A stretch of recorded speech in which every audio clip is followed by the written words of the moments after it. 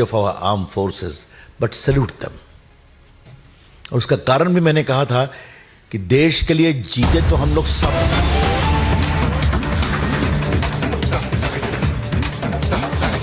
Okay, this is a big breaking news coming in. Naatu nominated for the best song in the Oscars.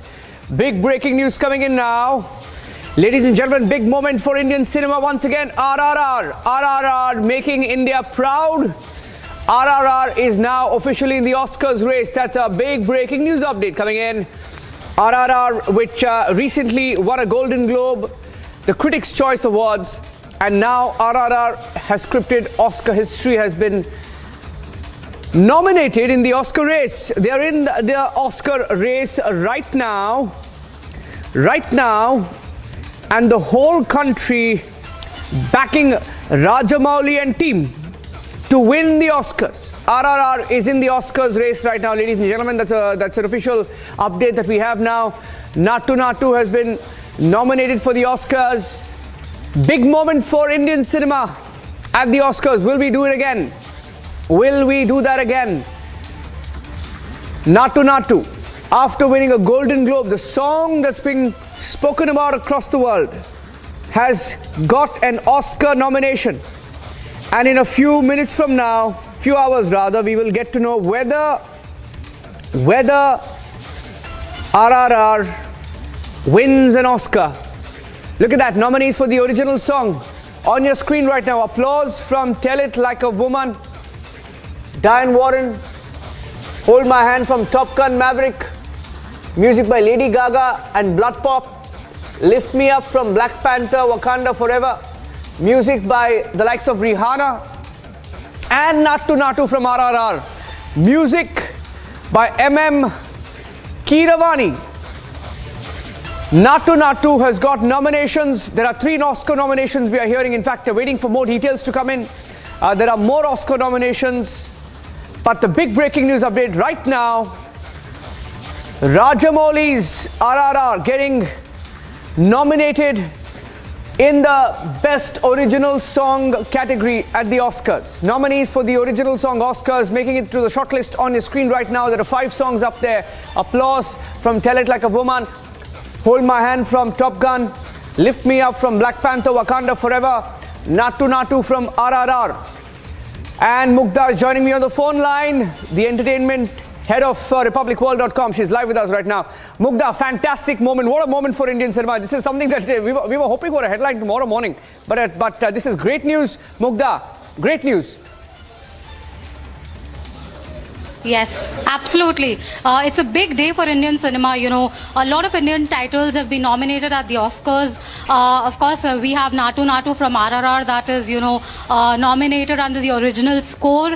Then there is Best Documentary Feature nomination for All That Breathes. And of course, there is another nomination at the Oscars for The Elephant Whisperers, that is for the documentary short subject. So it's, of course, it's a big day for Indian cinema. 3 Indian titles have been nominated at the Oscars. The last time we saw Indian titles that were, nominated at the Oscars was in 2002 when Lagan was nominated as the best foreign feature film.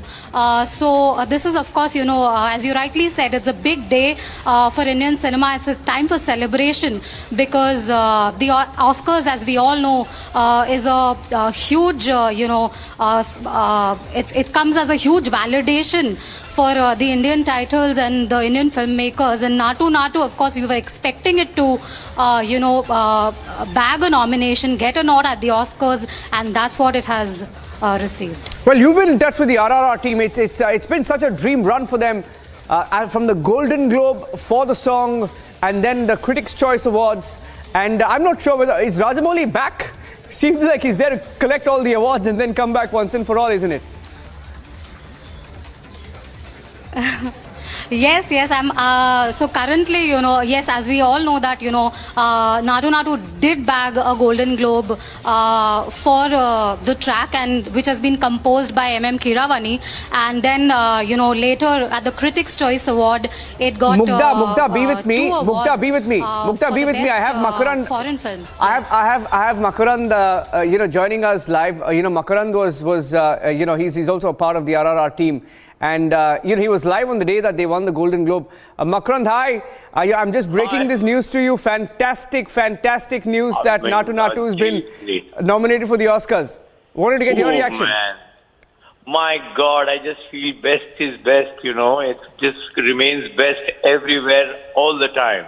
Just the world is going to dance to now India's tunes, man. And that's hats off to Kirwani, hats off to Rajamouli. I mean, I'm just hats off to us, all of us. It's great. What to say? I'm just about to perform. I'm going to start my play in IIT Mumbai. And I'm getting this news. I'm just elevated with this new force. I'm going to be performing today. My God, what to say? It is just, you know what? One just knew, and one feels that it's going to win also. So it's not only nomination, it's not going to stop there. Well, I hope the play that you're going to perform is something which keeps you in a very happy mood. This is fantastic news. Makaran, my colleague Mugdha is also here. Great news. Yeah. Sorry. Yeah, who's there? My colleague Mugdha is here. Mugdha, you wanna ask him a question? Go ahead. Yes, Mugdha. So, Makarand, of course, it's thrilling, and it's exciting that Naatu has been nominated for the Oscar Original Score. Tell us, are you in contact with any of the team members, the cast from RRR? No, unfortunately, I'm not. To be honest, I'm not. I'm just because I've just finished my theatre festival yesterday, so I'm just completely yet today another show. So I'm still connected with my own theatre activity. But I'm sure now I should be getting in touch with. And how do you plan on celebrating it? How do you plan on celebrating this huge news? You know what? I'm going to be breaking the news in my performance, and thanks to you. I'm going to be breaking this news in IIT Mumbai here. And that's how, and I'm performing, you know what? I'm performing Gandhi. So that's another something which is, and we're just there, yeah? I think scintillating, there is nomination. Also tell us, how will this give like a boost to Indian cinema? I think that they used to always love our song and dance, but it's no more limited to song, dance. It's about story. It's about the impact. We have our superheroes, and the superheroes can be the freedom fighters, and that's what the story is. It's elevated, and now they know that we can have. I just saw that conversation between James Cameron and Rajamouli. And what James Cameron spoke about the film, and then he told him, that if you are thinking of making a film, yeah, let's meet. I mean, that's I think the level of impact which is on somebody like who's made Avatar. I think if you get the Best Critic Choice Award, I think everybody wants to watch now the Indian cinema. And it's also a huge win for originality. Absolutely. You said it.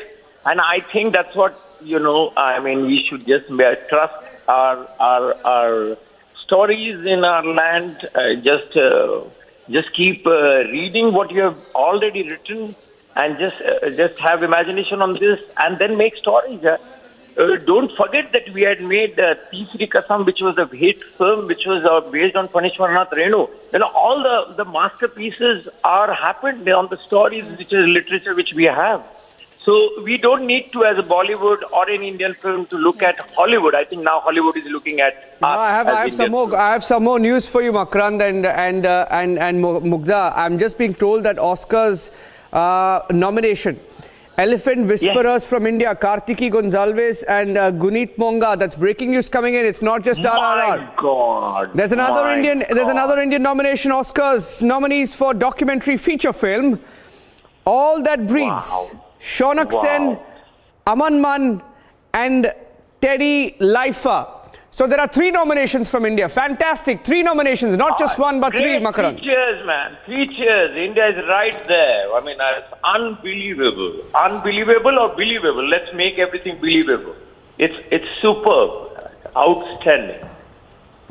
Superb. Now, I need to go for my show. Okay, Makaran, all the best. You have a fantastic show. You have a fantastic show. And smile a lot. Not sure whether your character allows you to do that on stage, but do that today. Do that today, Yes, Makaran. Thank you for joining us. Thank you for joining us. Okay, Mugdha, fantastic. Just getting in more news of more nominations from India, Mugdha.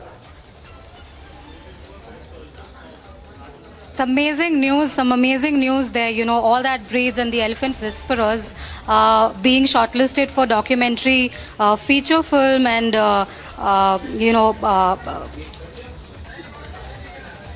Yeah, there are best short there are 3 nominations so far. Are there more? Yes, Are there of more course, to it's a come? huge day for. No, the 4 Indian titles that were in the race for the Oscars were The Elephant Whisperers, All That Breathes, RRR, and of course, Cello Show, which was India's official entry to the Oscars. We are still waiting for the nominations for the Best Foreign Language Film to come in. So there's another opportunity there that we're waiting for. Yeah, okay. Okay, so that's... have we had so many nominations in the official Oscars race before? I'm not sure whether we've had so many. Have we had so many before? No, Niranjan. So the last time that any Indian film was nominated was in 2002, which was Amir Khan's starrer Lagan, directed by Ashutosh Gowarikar, and the 2 other Indian films that have been nominated at the Oscars are Mother India and Salaam Bombay. Other than these films, never have any Indian films been nominated at the Oscars before. So of course, this is a huge year for Indian cinema, a big win, we would say, of original Indian cinema at the Oscars. It's an amazing day, a day for celebration for India, of course. Yeah. Well, A.R. Rahman is, he's done India proud at the Academy Awards. He's won 2 awards in 2009, was nominated in 2011. And this is a fantastic news for Indian cinema. RRR, and we've just been looking at the headlines. Twinkle Sharma is joining us, also part of Team RRR. Twinkle, hi, good evening. Can you hear me, Twinkle? Yeah, I can hear you. Hi. Hi, getting in some fantastic news that RRR is officially in the Oscars race. We wanted to get your reaction on Republic first. Oh my God. This is a big day for Indian cinema. I can see, this is a big day for everyone because Oscar is a big thing and I am in that movie. I seriously can't believe it right now. Oh my God, I'm so happy. Congratulations to whole RRR team and Rajamouli sir and everyone because just because of them we got Oscar. Our movie got Oscar. Oh my God, I can't believe it. Yeah, you know what? I also have one of your colleagues who acted with you at RRR joining us on the broadcast right now. Let me see if I have him. Edward Sonnenblick. Edward, are you there? Edward, good evening. Hi, hello, can you hear me? Fantastic news, Edward, coming in that RRR is officially now nominated for the Oscars. We don't have a doubt. But what do you think, Edward? Are we going to get it? Get what? I mean, we got the nomination. From here on out, I think there's no looking back. Whatever happens, it's a new era for Indian cinema.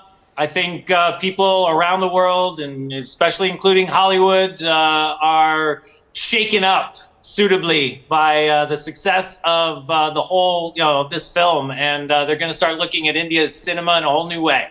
Yeah, and looking at the headlines coming out of.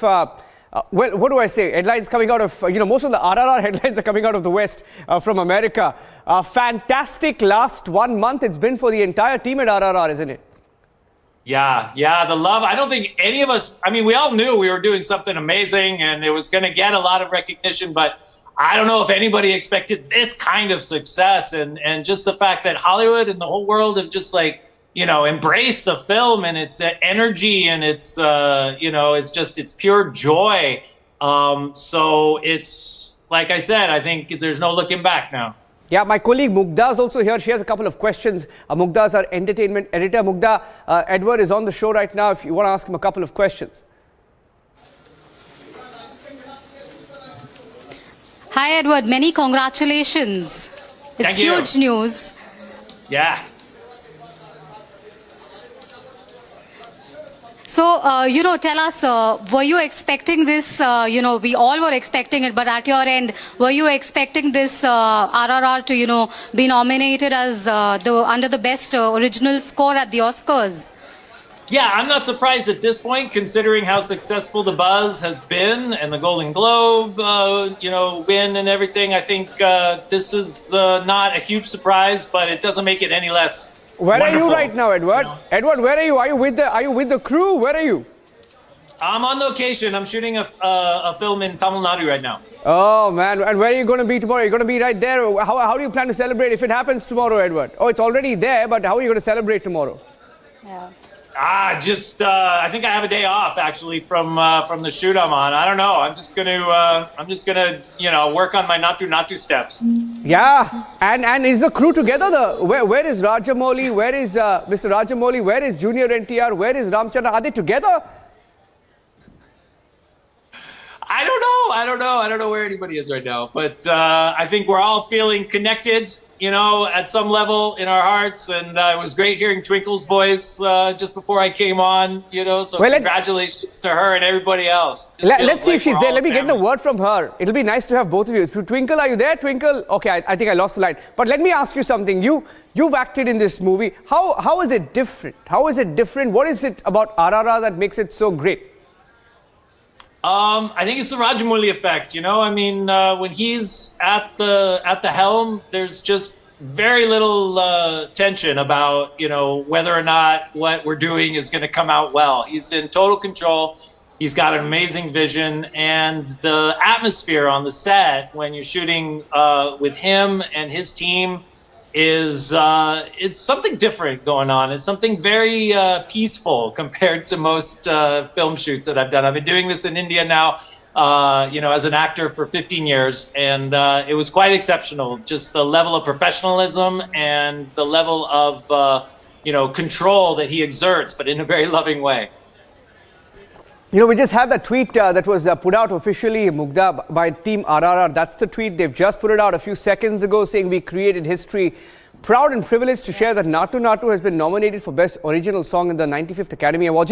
One of the biggest debates we've been having, Edward, is how original cinema, when you, and you work with Indian cinema, right? And original cinema is something that the world has taken time to notice, observe, soak in and appreciate. Do you think that going forward, do you think there's a lot more for Indian movies on the global stage?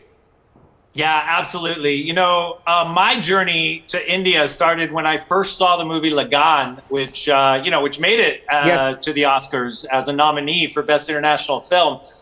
That film blew me away. It introduced me to Bollywood, and it started my journey. I got obsessed with Indian films after that, and ended up, as an actor here in India. That was 15 years ago that I came here to do that.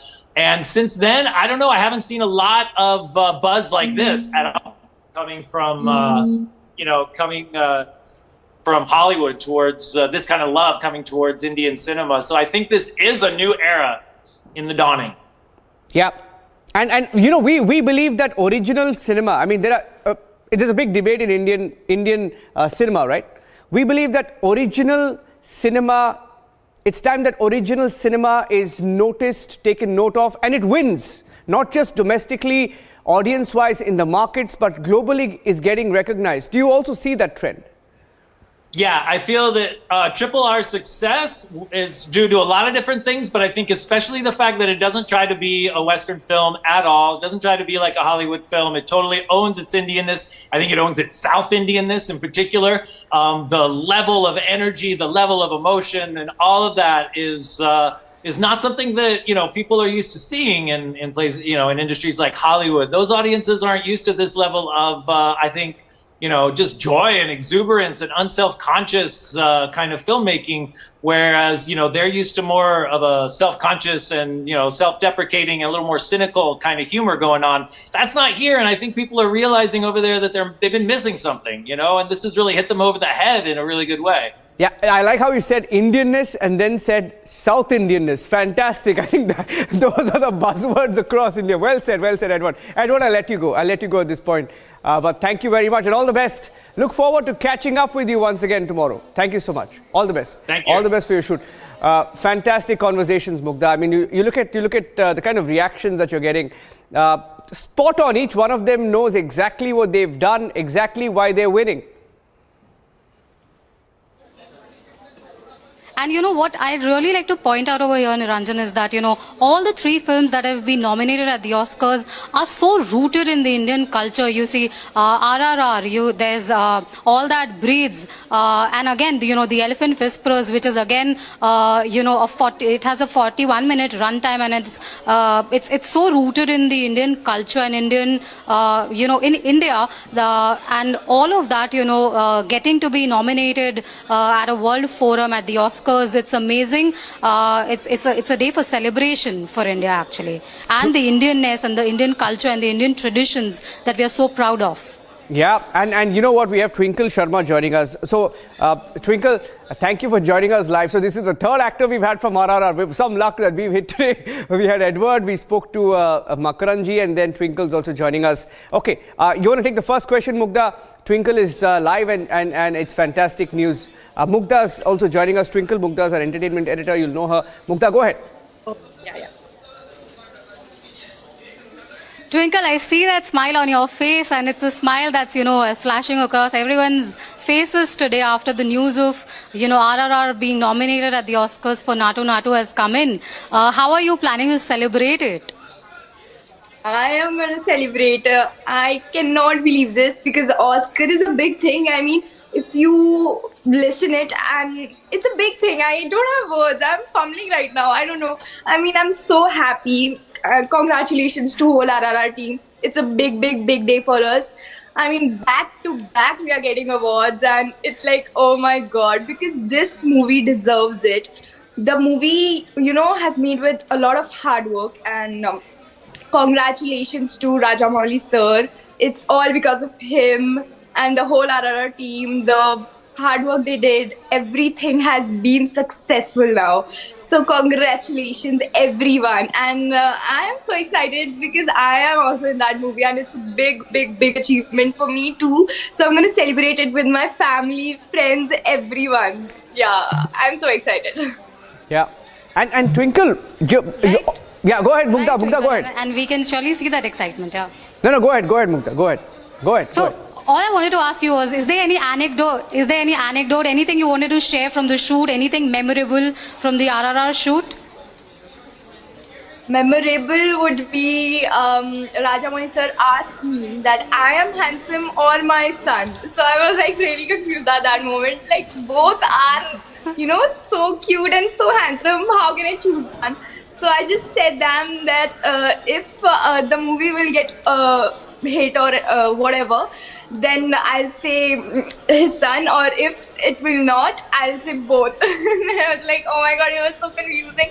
I mean, both are so cute and handsome. So I said, Rajamouli sir, you look good with beard, and Kartikeya, you will not, you will look good without beard. So that is, there are, so many memorable moments I had on set, because everyone used to call me Amma, and they would, just call me so nicely, or so, I cannot say anything right now because it's like Oscar awards. So I need to think like, what should I say? Because I'm so excited, as you can see by my face also.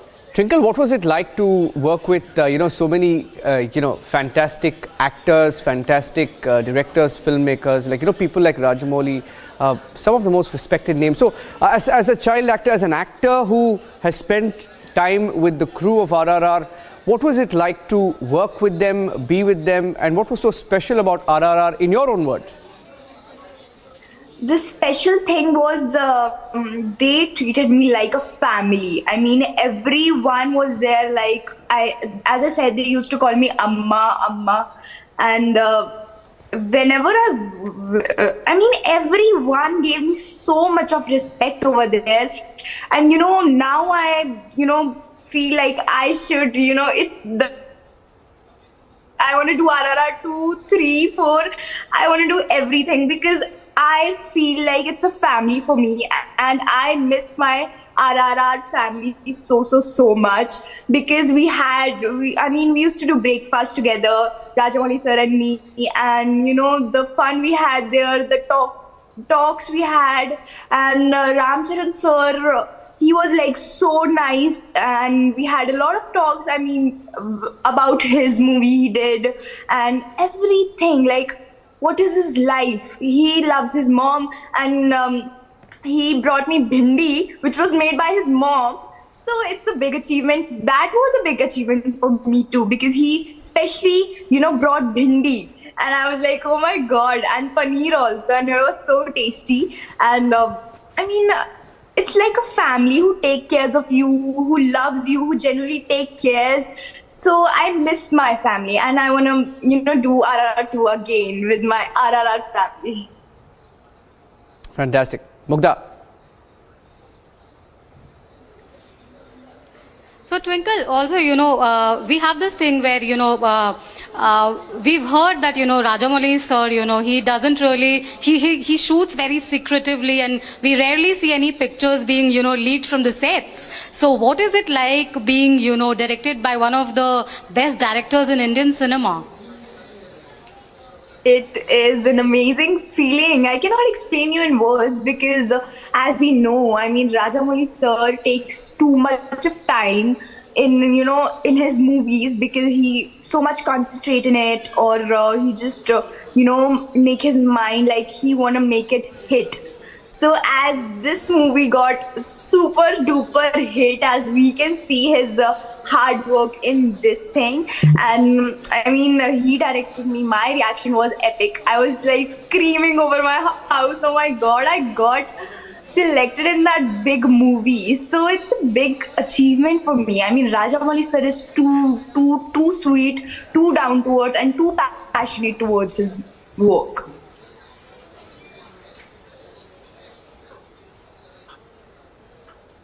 Yeah. Right. And it's a great day actually, Twinkle, because 2 other Indian titles are also in the race for Oscars. They have also been nominated. So it's a huge day for Indian cinema altogether. Yeah, it's a big day. Congratulations to all of you too, because it's a big day for all of us today. Yeah, absolutely. And speaking about, I don't know, where is the crew? Mugdha, is the crew in India? Where is Mr. Rajamouli? Is he still in the US? Last we heard, we were speaking to his teams. Is he still in the US? Is he back here? Yes, I believe so. He's in the US. The team, I think the cast, the RRR cast, Junior NTR and Ramcharan are back. They are both currently, prepping for their next films. But as I believe is Rajamouli sir, he's still in LA, and the team is he's there, I think, accompanied by his son Kartikeya, but the rest of the cast members have returned, and Junior NTR is prepping for his next, which is NTR 30, and of course Ramcharan is also prepping for his upcoming film. So yes, currently SS Rajamouli is, of course, not reachable, but I believe he's in LA, and he's cherishing this moment where, Oscars, the nomination for RRR at the Oscars has, the news has come in, and currently he's just cherishing the moment, I believe. Yeah. Yeah, and I don't think it's unexpected. They expected it given all the buzz and the recognition that they were getting in from different events, different awards, the Golden Globe, the Critics' Choice, and now this. So they knew it was coming. I think it's fair to say that everyone knew, and we in India, as we're looking at the buzz, we knew that no doubt it would be RRR, isn't it? And tell us a little bit more about these two documentaries. Do we know more about these documentaries, Mugdha? So, of course, we have All That Breathes that has been, nominated for documentary short subject. It is directed by Shaunak Sen. And then there is, The Elephant Whisperers, which is nominated for a documentary feature, which is, it is a documentary that has a runtime of 41 minutes, and it is based on a couple who is out there to save orphan elephants. So the story is very rooted in India. This comes as a big news that such films are being recognized at the world stage and at platform as prestigious as the Oscars. Well, absolutely. Yeah, and Twinkle, any message to the crew? A lot of people are watching. You had some of your colleagues from Team RRR also join us on the broadcast. What would you like to tell them with a few hours to go before the Oscars are announced? The winners are announced. I would just say congratulations. Your hard work is successful, and you did a great job. Everyone,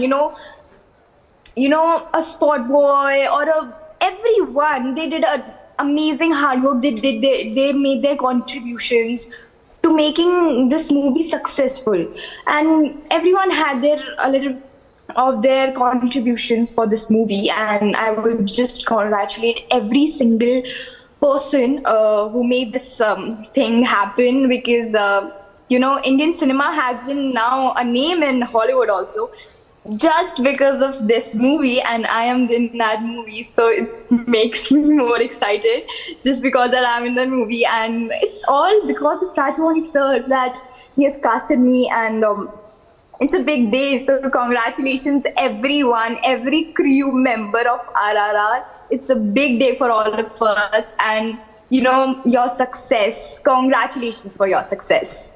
Big clap for you all. I mean, it's a big day. Well, absolutely. I think it is a fantastic moment for Indian cinema. And thank you, Twinkle. I'll thank you at this point. And all the very best. We're all praying that RRR gets that Oscar. It's already a winner in all our hearts and minds, but I'm sure the entire country is praying, and we are very confident, isn't it, Mugdha? We are very confident that given the buzz, given how much, talk us through those videos that even Rajamouli put out, where top filmmakers in the world are talking to him about the film, and in his own words, some of them have seen the movie twice. Speaks so much about Indian cinema. Fantastic.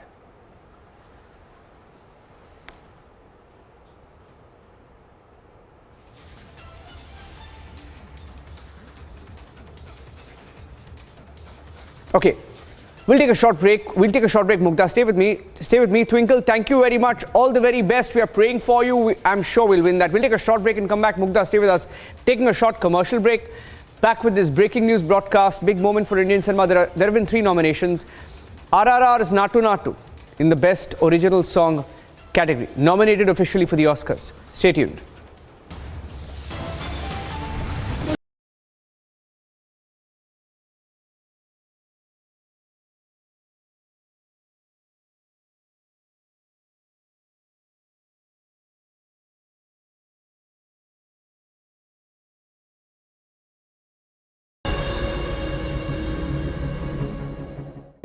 In the global employability rankings by Times Higher Education UK, only the following 6 institutions from India are ranked amongst the top 230 in the world for having the most employable graduates. IIT Delhi, IISc Bangalore, IIT Bombay, IIM Ahmedabad, IIT Kharagpur and Amity University. आग को फैलने से रोकना मुश्किल है पर नामुमकिन नहीं। अब फायरवॉल टेक्नोलॉजी के साथ सेंचुरी प्लाइड क्लब प्राइम आग से बचाए। In a big embarrassment for Vadra Congress today after Vadra Congress asked Sabut on surgical strikes, Digvijay Singh, on being confronted, made a U-turn saying that it has greatest regards for the armed forces.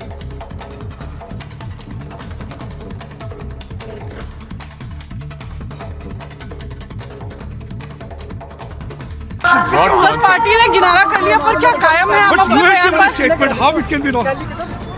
The comments made are the comments by the opposition. I have got the greatest regard and respect for our defence forces, and I hold them in highest esteem.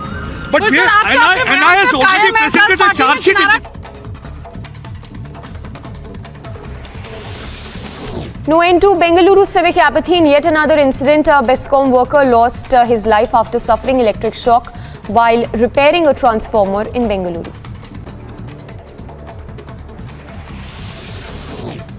Days after the centre blocked airing of BBC documentary on Prime Minister Modi, a complaint was filed over the screening of the controversial series at the University of Hyderabad campus.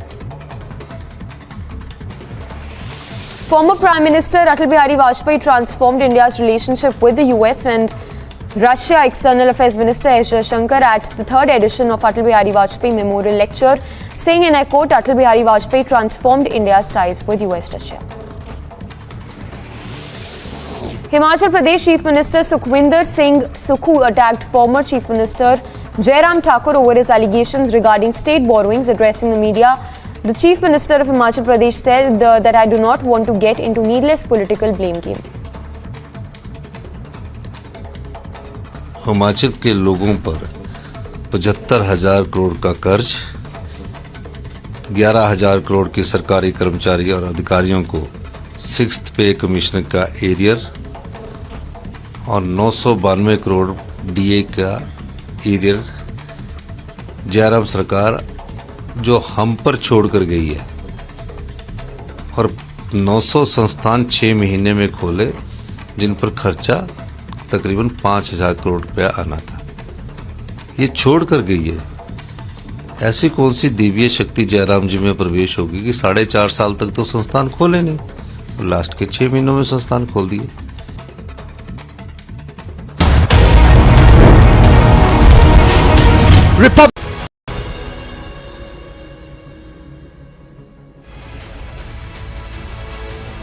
Thank you for staying with us here on Republic TV. Fantastic news.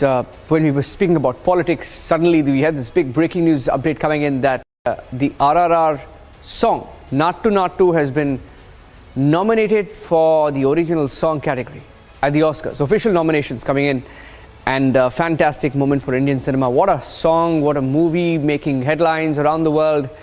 It's officially in the Oscars race now, along with 2 other documentaries. Taking a short break. Back with that headline and much more. Stay tuned.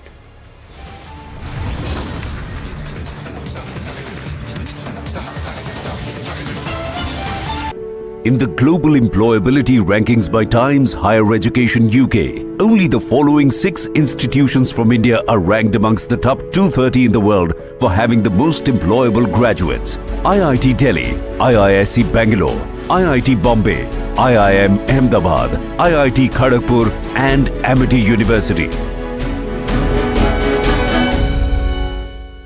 आग को फैलने से रोकना मुश्किल है पर नामुमकिन नहीं। अब फायरवॉल टेक्नोलॉजी के साथ सेंचुरी प्लाइड क्लब प्राइम आग से बचाए। In a big embarrassment for Vadra Congress today after Vadra Congress asked Sabut on surgical strikes, Digvijay Singh, on being confronted, made a U-turn saying that it has greatest regards for the armed forces.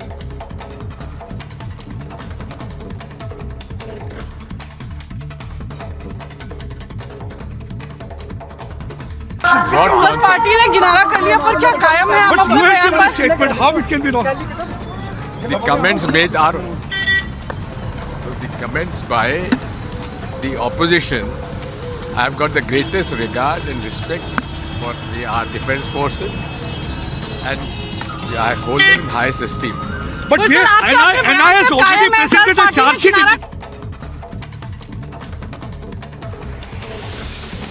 No end to Bengaluru civic apathy in yet another incident. A BESCOM worker lost his life after suffering electric shock while repairing a transformer in Bengaluru.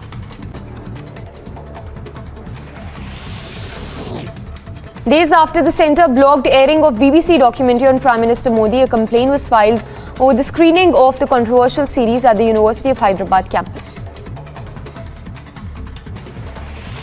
Former Prime Minister Atal Bihari Vajpayee transformed India's relationship with the US and Russia. External Affairs Minister S. Jaishankar at the third edition of Atal Bihari Vajpayee Memorial Lecture, saying, and I quote, Atal Bihari Vajpayee transformed India's ties with US-Russia.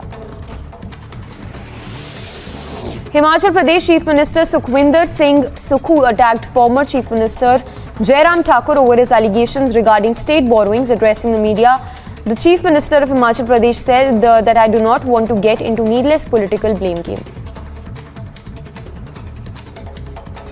Himachal के लोगों पर 75,000 करोड़ का कर्ज, 11,000 करोड़ के सरकारी कर्मचारी और अधिकारियों को 6th पे कमीशन का एरियर और 992 करोड़ डीए का arrear.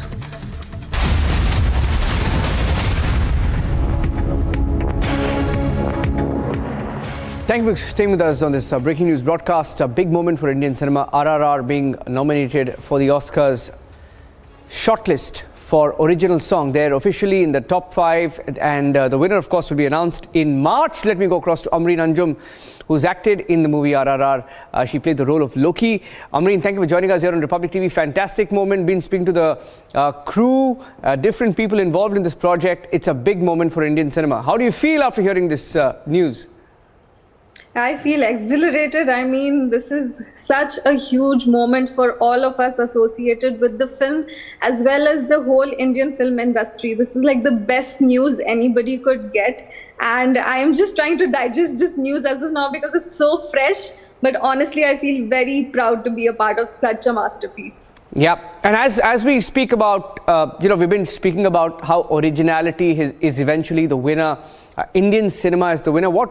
What is it about RRR that makes it so special? Since you worked with them, you've been a part of the film. Yeah, absolutely. I think if we tell any story which is deeply rooted in our culture, then I think not only the Indian audiences, but the audiences abroad also deeply connect with it. Because we are trying to portray something with a lot of honesty. It's our culture, it's our heritage, it's our lives. So I think any story that is made with a lot of love, showcasing our culture, our heritage, then I think everybody across the globe just totally loves it and appreciates it. Yeah. Give us a little bit of insight into what it's like to be a part of this project. How was it? Give us a few anecdotes for our viewers watching, from the sets. It was absolutely amazing. I remember from day one, as an actor, when I was on set, I felt so at ease, at home. Rajamouli sir and the entire team made me feel really comfortable because all our scenes were shot in the jungle. And it's very difficult to shoot in the jungle, especially in the winters, especially when you have just one layer of sari on you. And most of my scenes were action oriented. So I thought it's going to be very difficult. But everybody made the set environment so comfortable for me. And after every take, I still remember I felt so satisfied as an actor. I knew that I've given my 100%. And even Rajamouli sir guided me so well that I feel that, this is one of my best performances and will be for a long, long time. Yeah. And one last question.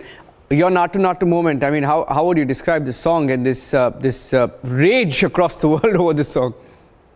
I think I have danced on this song so many times because it's such a catchy number.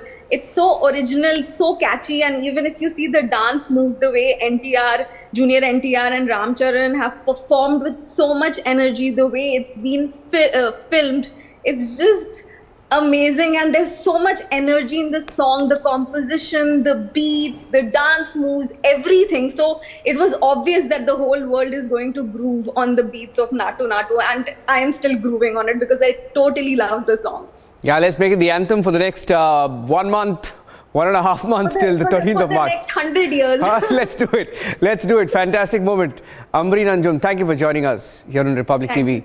Thank you and all the very best. All of us here at Republic TV, along with, of course, the entire country, rooting for RRR and Naatu Naatu. On that note, taking a short break, ladies and gentlemen. When we come back, the big burning question. Unfortunately, we have to go back to political news as well that we've been tracking through the day. Came as a breath of fresh air this evening. RRR in the Oscars race now for the original song. 2 other Indian documentaries also in the race. Stay tuned.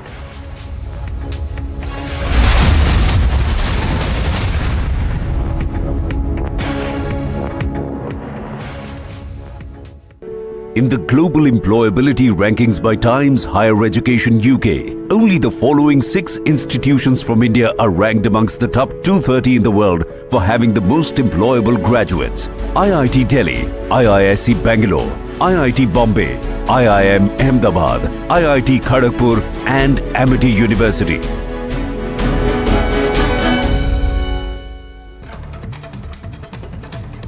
In a big embarrassment for Vadra Congress, a day after Vadra Congress asked Sabut on surgical strikes, Digvijay Singh, on being confronted, made a U-turn, saying that it has greatest regards for the armed forces.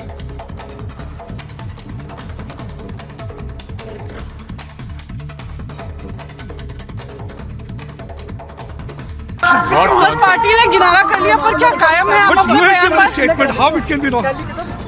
The comments made are the comments by the opposition. I have got the greatest regard and respect for our defense forces, and I hold them in highest esteem.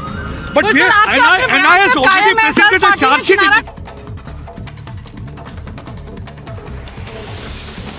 No end to Bengaluru civic apathy in yet another incident. A BESCOM worker lost his life after suffering electric shock while repairing a transformer in Bengaluru.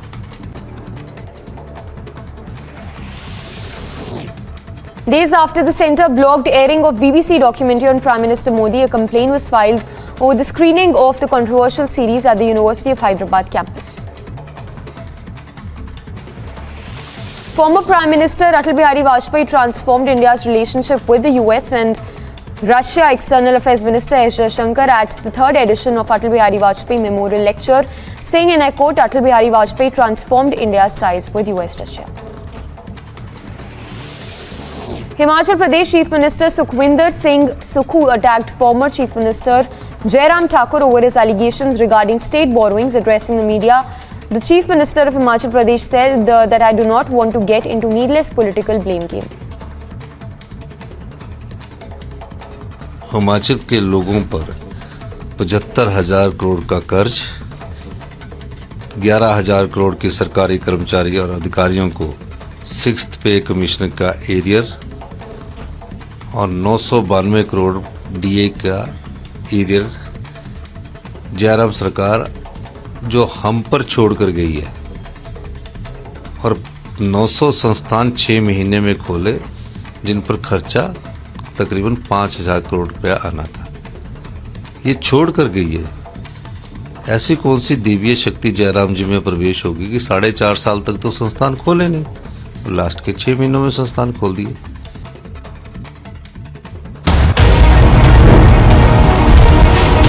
Republic 48.3%, 374% more viewership than News 18 in super prime time. Content supremacy has destroyed the landing experiment. Republic TV, voice of the people.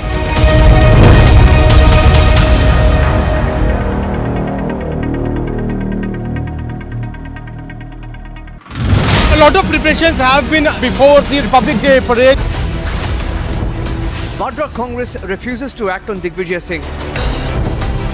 Yatra flops with a position on national security. Bharat Jodo Yatra or Bharat Todo Yatra debating tonight 9 p.m.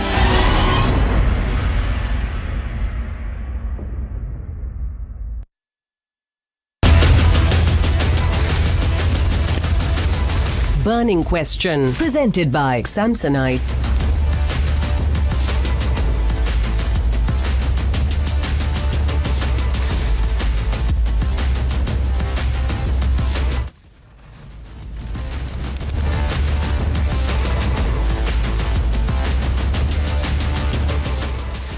From insult to the forces to anti-India position, the Saboot gang Yatra finds itself in a complete mess.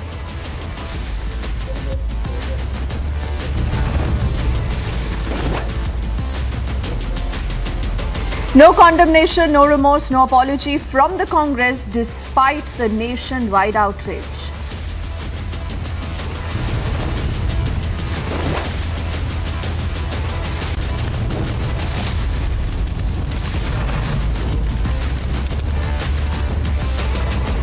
Mahesh Jethmalani files a big charge alleging Jairam Ramesh's China links.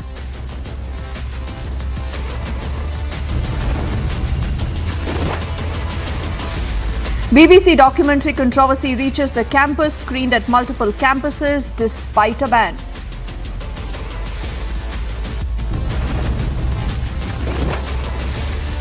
The Kamtapur Liberation Organization interlocutor is speaking to Republic and he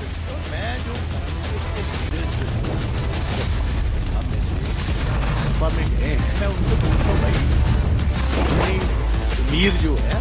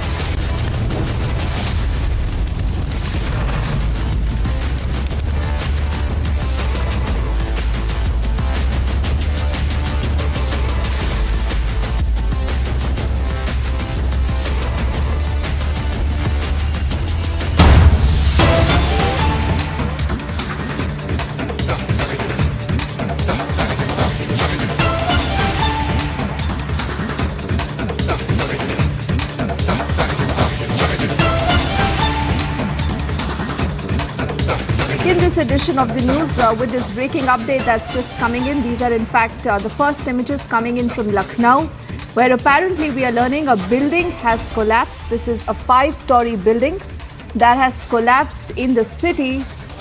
We are learning about 15 to 20 people are still trapped right now in the rubble. And there is this unfortunate bit of news also coming in that is indicating that we could possibly be looking at casualties.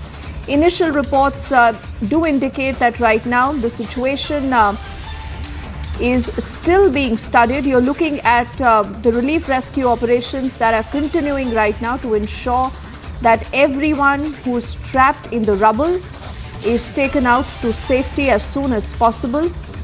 Images coming in from Lucknow, where a 5-story building has collapsed. You're looking at the fire tenders, ambulances, relief rescue operation, everyone who's at spot. Also learning that 3 people have lost their lives. Let's see if we can also get in our reporters who are very close to that accident site right now. Also learning in that the Uttar Pradesh Deputy Chief Minister is at the spot right now. In fact, he is overseeing a lot of this relief and rescue operation. But like I said, this is still a developing story, and the initial information that is coming into us is a little disturbing because there are reports of casualties. It's a 4-story building that has collapsed in Lucknow. Several possibly could be trapped. This is the initial bit of information that is coming in. This happened in the Wazir Hassan Road of Lucknow. It's a multi-story building that has collapsed. Several people fear trapped inside. The district administration has rushed JCB machine also for rescue operation that is underway. Learning that 3 people have lost their lives after this 3-story building has collapsed. Also, the Deputy Chief Minister, Brijesh Pathak, I think has spoken to the media, and he does say that 3 people have lost their lives. And this possibly was an apartment building. Like I said, we'll still await more details, but several people possibly trapped right now in that building, and the focus right now is to ensure that everyone is removed to safety as soon as possible. Still awaiting more details as far as that developing story goes, but it is a multi-story building that has come crashing down in Lucknow's Wazir Hassan area. Several people possibly trapped right now in the debris.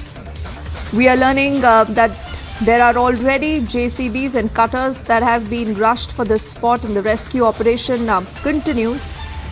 And like I said, 3 people unfortunately have also lost their lives.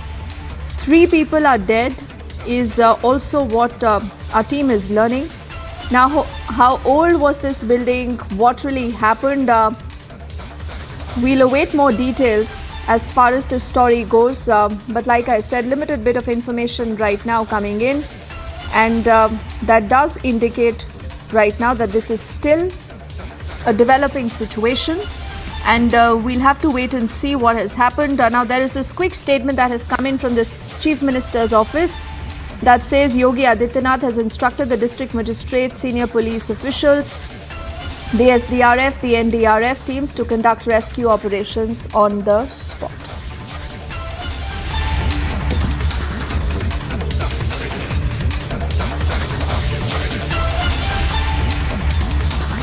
And now let's shift our focus back to our story. This is about what has happened vis-a-vis the Congress party and what you've also heard from Digvijay Singh earlier. Now, Digvijay Singh, remember, has questioned our armed forces. He's questioned the kind of sacrifices that have been made by our forces.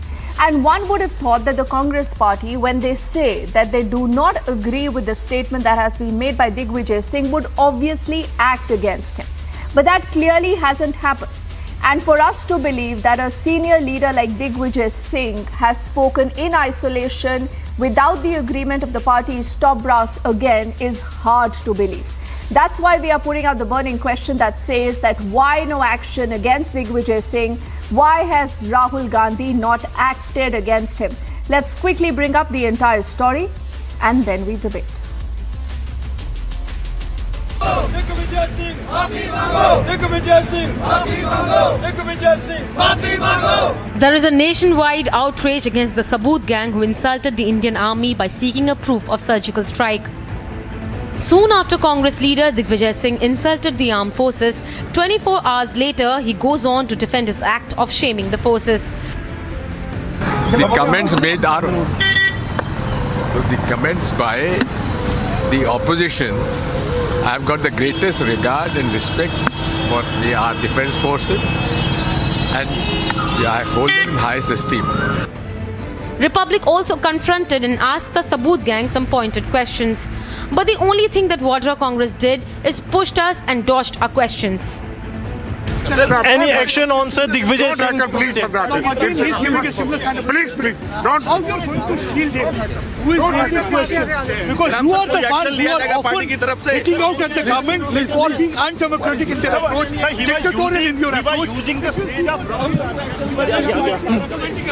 Sir, will there be any action on Digvijay Singh, sir? ये तो बता दीजिए. Mr. Jairam Ramesh. Sir, we are asking questions. No one is hacking. Mr. Jairam, will there be any action on him? The party has not condemned nor apologized for the remark, but very conveniently managed to distance itself. क्या मतलब है इसका? बार बार ये सवाल उठते हैं. दिग्विजय सिंह ने कल फिर उठाया इस बात को। कांग्रेस पार्टी में कह दिया गया कि यह पार्टी का स्टैंड नहीं है। वो कोई सामान्य कार्यकर्ता है क्या? वो पार्टी के महामंत्री हैं, 10 साल मुख्यमंत्री रहे हैं। कोई नई बात है क्या? No action, condemnation or apology. Does this mean the Congress is shielding Digvijay Singh? That's the burning question tonight. The comments by the opposition.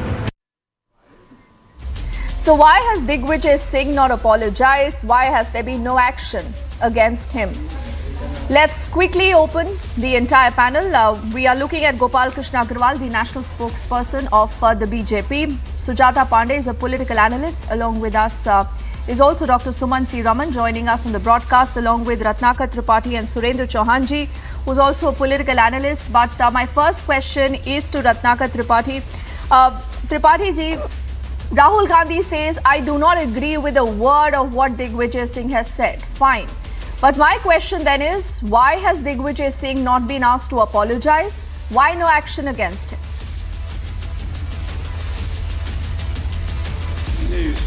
I don't think the party gags every voice which are not in tune with it. The Congress party has clearly made it clear that they do not stand with this point. The Rahul Gandhi has made it clear. So why are you just forcing that one is not taking any action against Digvijay Singh or not? Let me ask one question from you. Why didn't you ask the Prime Minister or anyone else when they invited... Patiji, I'll ask you a simpler question. Please, I'll tell you why, sir. I'll tell you why. Right from a P. Chidambaram to a Manish Tiwari to a Digvijay Singh to almost everyone, Navjot Singh Sidhu, let's not forget. The list is long. Congress netas, one after the other, have insulted our armed forces. They've raised questions on their sacrifice. So is it too much to say that, listen, if as a political party you say that you stand with your forces, please walk the talk. Act against Digvijay Singh. Lead by example. Ma'am, you are doing first debate with me. So let me clear very much one point. Don't interrupt me. Please. Had I completed my sentence? Sir? Why are you so anxious on just jumping on me and saying why are... And let me also make the rules very clear. If you think that you can come on a show, with you, I tell you, with you, ma'am, please, very politely. See, what you're doing is obviously I don't have anything to say on it, ma'am. I don't have... Mr. Tripathi ji, either you respond. No, it's very easy to say that, oh, you know, I'm being interrupted. No one interrupted you. But the point is, come back to the core question. Now, I think he's vanished. So I think we'll have to check whether he's still there or not, Sumant. But what kind of a response is this? You know, from the Congress party, Sumant, do you think this is fine? You can run with the hare, hunt with the hound. Are we being told that, you know, Digvijay Singh, a senior Congress leader, is speaking out of turn? Look, Sumant? I think that we are having difficulties in understanding what democracy inside a party seems to be. The Congress, as Rahul Gandhi very aptly put it, is a democratic party. Different people have different views. And he said very clearly, these are extreme views which we do not agree with. So people articulate their views. And the party then comes up with a considered position of what the official party line on any matter is. And thereafter, the matter ends there. Now, that is the way democratic parties function. I think it's becoming increasingly difficult for us to understand because in the BJP, all decisions are taken by a couple of people and everybody merely falls in line and there is no question of anybody raising a dissenting voice. The Congress has been known for many years, even during the time of those like Indira Gandhi, who were, considered very, very autocratic in many ways. There have been party leaders who always articulated their personal points of view. Now, I don't agree with what Digvijay Singh said. Rahul Gandhi does not agree with what Digvijay Singh said. So the matter should be allowed to rest there. Sumant, aren't you also normalizing this? You know, because if you allow me, I don't know why Ratnakar Tripathi has decided, to walk out of the show. Because Mr. Agarwal, before I come to you, I also want to get in Surendra Chauhan ji and see where he stands on this. But Sumant, this is, for your information and Surendra Chauhan's information. Kapil Sibal, once when he was with the Congress party, he said that the foreign media is reporting no proof of loss. Digvijay Singh says that, there is only a talk of surgical strike again. He says there is no proof. Likewise, but did the foreign said media the world doesn't believe that we loss? struck Did Pakistan. the foreign media report loss? Navjot Singh Sidhu said, have you If uprooted the foreign media trees did not or report terrorists? loss, Kapil Manish Sibal Tiwari cannot said, quote did them. India really kill 300 terrorists? No, one Sumant? second. Then Deepti. Randeep Singh Surjewala said, this is by homegrown terrorists, the Deepti. Pulwama attack. And Sumant, to be able to say that all this is democracy. Deepti. No, Sumant, my problem is different. No, none of them are the official party position. Sumant. We are all for democracy. second. But isn't there a red line, Sumant? Isn't there a red line beyond which you cannot insult our forces? The question is simple, One Sumant. second. No, I think Rahul Gandhi has answered that beautifully. He said there is no question of insulting our forces or not standing by them. And he says that he does not personally or as part of the Congress party has asked the armed forces for any proof. So I don't see that this is an issue which is worth debating at all. Because the Congress leader has categorically explained if you do not his act, position. Tomorrow you will have Digvijay Singh again making a loose comment, and Rahul Gandhi can, come out as that, good picture saying that, okay, I stand with the forces. I'm still a little confused, Deepti. Because a party of 1 million people must have only one viewpoint on everything. Can I ask you this? A party of 1 million plus people should have only one view on all decisions. 30 seconds, sir, I mean, then they would become like the BJP. Okay, so you don't have a problem with the Congress not acting against Digvijay Singh, but you want to credit them for an internal party democracy. No problems, Chauhanji, with them raising questions on our forces. Rahul Gandhi not very long ago said, "हमारे soldiers पिट गए हैं." पिट रहे हैं.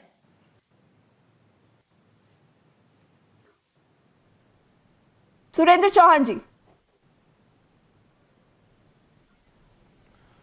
Deepti, fact of the matter is, do not twist the statements of either Rahul Gandhi or Digvijay Singh. Whatever Digvijay Singh has said, Rahul Gandhi and the Congress party has made it very clear that it may be his personal views that cannot be equated with the whip of the Congress party. One. Second thing is, Congress has never insulted the armed forces at any point of time, and they have maintained that if an army operation is there, for army operation or conducted by Indian Army or Indian soldiers, no evidence is required. That is clear. So issue stands closed. I do not know what for you people are making such an hue and cry that if he should be shunted out or some party should take some stand. Party may take some stand. It is their internal matter. They may take some stand if anything raised by you people as well as media. So they may take a stand. Then that will be a prize to you people. Why we are debating on a non-issue? It is a non-issue. It is not the How official is this stand a of the party. non-issue? Gopal Krishna Agarwal ji, this is a non-issue. And I want to put out a bit of detail. Ratnakar Tripathi ji wanted to walk out of the debate. He's done that because we asked him 2 questions. Gopal Krishna Agarwal ji, and both Chauhan ji and Suman C. Raman believe that this is a non-issue. Rahul Gandhi ne bol diya sab theek ho gaya. So what? Tomorrow you can have Digvijay Singh making another statement and you will credit Rahul Gandhi for internal party democracy. Agarwal ji, then where do we draw the line? I'll underline 3 issues in this debate. Deepti ji, it's an important thing that the country knows about the whole issue and the issues involved. One thing is, if you are questioning and asking for a sabut of a surgical strike which has been given by the army, army conducted the press conference, they have said about it. If you are questioning that surgical strike and army statement, you are questioning the army. One thing is very clear, we should underline. The second thing is, this is not a question about democracy. It is a question about the questioning the armed forces. It's not a question of democracy. If you are giving an opinion, Digvijay Singh is saying and questioning the army in the country, is it a question of democracy? It's a question of whether you believe our army or not. Is this the question? The third point is, if Digvijay Singh's statement is a personal comment, why Rahul Gandhi's statement of distancing itself is not a personal comment? It is also a personal comment by Rahul Gandhi. Let the party as a whole denounce and ask this Digvijay Singh to apologize for things. If they don't do it, then Rahul Gandhi's statement. But they're is not also a doing it. personal statement. Gopal the Krishna ji, Rahul they Gandhi's clearly are personal not opinion. doing this. But I have another question that the opposition has raised in the day. Now, what the opposition says is that they have questions for the government, not the army. So, is the government right now guilty of, mixing the two and saying because they are questioning the government, they are questioning the army? You want to respond to that? No, the important thing is what they are questioning. They are questioning that a surgical strike did not happen. Who gave this press release and statement? It is army. We said after the army came out with this statement and press release in the press conference that we have conducted a surgical strike, then our people appreciated the army. So if this statement was a government statement and their questioning of surgical strike to the government was valid, when army has said that we have conducted a surgical strike, it was their press conference, and then how can they say, if they question the surgical strike, how then can they say that we are questioning the government? They are in their action questioning the army. So this whole logic is false, and this is falling flat on their face. Fair point. Fair point. Sumant, you quickly want to rebut that, then I'm coming to you, Sujata. Just give me 30 seconds. Dr. Sumant. In an ideal democracy, there should be no institution that logically should not be questioned. Whether it is the Supreme Court, if you take the United States of America, for instance, every institution there, starting from the Supreme Court, starting from their armed forces, they are all subject to questioning. The Constitution. One second, surgical sir. strike. Then why you are saying now that we are distancing ourselves? Sir, one second, sir. Now your statement. Sir, that is because Rahul Gandhi does not agree. Rahul Gandhi does not agree with Digvijay Singh's statement. It is his personal that is why opinion. he has distanced himself. Rahul that is why Gandhi he has distanced himself. But this whole argument that nobody should question any institution. But Suman, the other question that is being asked, that who is Rahul Gandhi? Is he the de facto head of the Congress party? Because all of you today are quoting Rahul Gandhi. Rahul Gandhi right now is just a member of parliament. That is it. Nobody. Okay, maybe Mallikarjun Kharge. If you want Mr. Kharge to issue a statement, I guess he would do it. But there should be action, no? Sumant, can you allow a Digvijay Singh to question the surgical strike, to question the valor of our armed forces, juxtapose this with Rahul Gandhi saying, see, I'm the good boy here, I will not, stand this, I will not tolerate this, but I will not act against him. So what is that? You can't play the good cop, the bad cop, Sumant, at the same point. You will be questioned. Only a member. Look. Digvijay Singh is a general secretary and Rahul Gandhi is just a member of Congress. Yeah, I think what Mr. Gopal wants is basically he wants a statement from Mallikarjun Kharge. So I assume that in future, Deepthi, not a statement, action. I don't know what the BJP wants, but the country wants action. If Rahul Gandhi, Sujata Party today says that these words are atrocious, I do not stand with it, I do not support, then he has to act. He has to sack Digvijay Singh. Can we assume from Mr. Gopal that Rahul Gandhi is spreading just lies? an MP? He's sitting here. He's been just telling lies one after another. First, he said Congress has never insulted army. So let me just rewind. It was the Congress party who called the army chief Gunda. Okay, it was the Congress party or Rahul Gandhi who insulted the Agniveers and said that if 4 साल के बाद उनको निकाल के फेंक दिया जाएगा. It was the Congress party Rahul Gandhi who said that हमारे सैनिक पिट रहे हैं, जबकि when the defense ministry issued a statement, the army chief itself clarified the stand. 1 second, and Digvijay Singh is not a common man. He's not a common man. He's been the chief minister. He's been the Mahamantri of Congress. What are you talking? He's been the coordinator of the Bharat Jodo Yatra, and you say that he comes with a loose comments like this, and Rahul Gandhi can distance saying that it is. I did not speak in between. Please keep quiet. So, and first of all, how did the statement of Digvijay Singh become his personal opinion and the Rahul Gandhi statement doesn't become his personal opinion? And first of all, how is Digvijay Singh's statement becomes a personal opinion when every Congress spokesperson has been endorsing his statement? Second, Dipti, this is a clear-cut strategy of playing the good cop, bad cop, because the Bharat Jodo Yatra is in Jammu Kashmir, and it is also a very subtle way of getting sympathy of these separatists, because we have seen. So you think he's doing Farooq this for Abdullah, votes? Farooq Just for Abdullah, votes in Mahbooba Jammu and Mufti Kashmir? But giving- what about giving the rest of the veto country, to come Chauhanji? to the Rahul Gandhi The for rest of the Bharat Jodo country, Yatra. the rest of the But country will ask Gandhi is this on the question, Bharat that if Jodo Rahul Yatra. Gandhi does You not cannot support a talk about particular distancing statement by himself. Digvijay Singh, and all of you today are giving him credit for having been outspoken and condemning that statement, why not act? Why has Digvijay Singh not apologized? Why Mr. they Chauhan? should not, Digvijay Singh should not be axed on this? And how long people of India should have to go through this? This is not once, Dipti. This Okay, goes on let deliberately. Mr. One Chauhan after respond. another. P. Sujata. Chidambaram, Manish Tiwari. You have a number of Congress leaders. Okay, who so you use obviously think this is a army as pattern. tool. You obviously think this is a pattern, Sujata. Let's get the response, because Ratnakar Tripathi obviously decided to walk out in the first 2 minutes of the debate. I don't know why. Because Why he had should no answer, because you cut Chauhanji, him- why cut should the him Congress spot on. party run away Because from a he was question? not allowed to speak. He Oh, you could are talking speak about only one decent. sentence. No, you're talking about was decent. just- In What flat happened 2 to minutes, Sitaram Suman? Kesi? What happened to In Nasimha? flat What 2 happened to minutes, Singh? you Don't talk decide about that you're not democracy, allowed to Congress speak or leaders. allowed to How speak. Mallikarjun Kharge's entire poll went. We know the entire president, the entire election, how it went. Don't talk Okay. about decent. Don't talk Surendra about Chauhanji. Surendra Please, Chauhanji, so we please, should please, wait for please, Digvijay please, Singh please, or a Manish Tiwari or anyone else from the Congress to make another statement questioning the valor of our armed forces, and that's fine, because that is internal democracy in the Congress party. Tell this agitated lady to quieten The down. question is not democracy.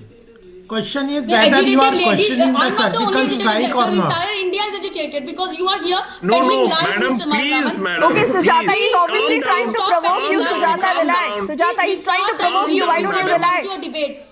Please calm down, madam. Please.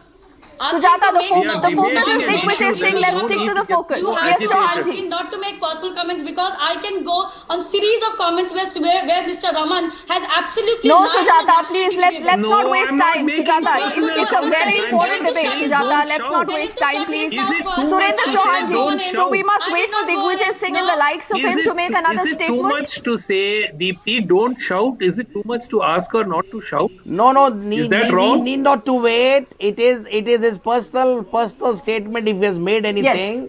And if you want that Digvijay Singh should feel sorry about it, you go and question him. Why you are Where bringing is the Congress Digvijay party Singh in between? statement of sorry? Or ask Has the Digvijay Congress Singh Because released the a moment statement the of sorry? public cameras go near a Jairam Ramesh or a Digvijay Singh, and as we are towards the fag end, I just want to play out that sequence if possible. I'm just requesting my producer Raisa to put that out, because you say, why don't you go and question him? Digvijay Singh is not taking questions. When our reporter, Gursimran, was trying to speak to him, you have a Jairam Ramesh who comes from the back. He's trying to push Gursimran away, pushing away a boom. Is that democracy? Surendra Chauhanji? That is democracy in the Congress party. We are putting out that image also. But Chauhanji, would you want to comment on this internal democracy in the Congress? I cannot comment on that. I cannot comment on that unless I see that video. You cannot comment. Deepti. They can't comment on anti-army remarks. They can't comment. The video on will play now. Lies The are video will play now. ridiculous. If you just give me 10 seconds, only 10 seconds, we are playing out images of the so-called internal democracy, ladies and gentlemen, in the Congress party. So let's watch this. 10 seconds. One question, Deepti. We are playing that out, sir. Watch it. Enough. Please allow us to walk. पर sir आपको लगता है ऐसे बयानों से बचना चाहिए? Please allow us to walk now. अभी रहने दो, फिर बात होगी। अभी 10 मिनट के बाद प्रधानमंत्री से एक सवाल पूछिए। अरे यार 10 मिनट के बाद प्रधानमंत्री से सवाल पूछिए। प्रधानमंत्री से सवाल पूछिए। भारत जोड़ो यात्रा है। भारत जोड़ो यात्रा से सवाल पूछिए। प्रधानमंत्री से सवाल पूछिए। प्रधानमंत्री से सवाल पूछिए। अभी प्रधानमंत्री 10 मिनट के बाद 10 मिनट अभी जरा मूवमेंट होने दो। Enough. Please allow us to walk. So that is for you, Digvijay Singh, Chauhanji, also Jairam Ramesh, and whatever conduct you want to call this. Why? Because you want to ask them a question. Because we've run out of time completely.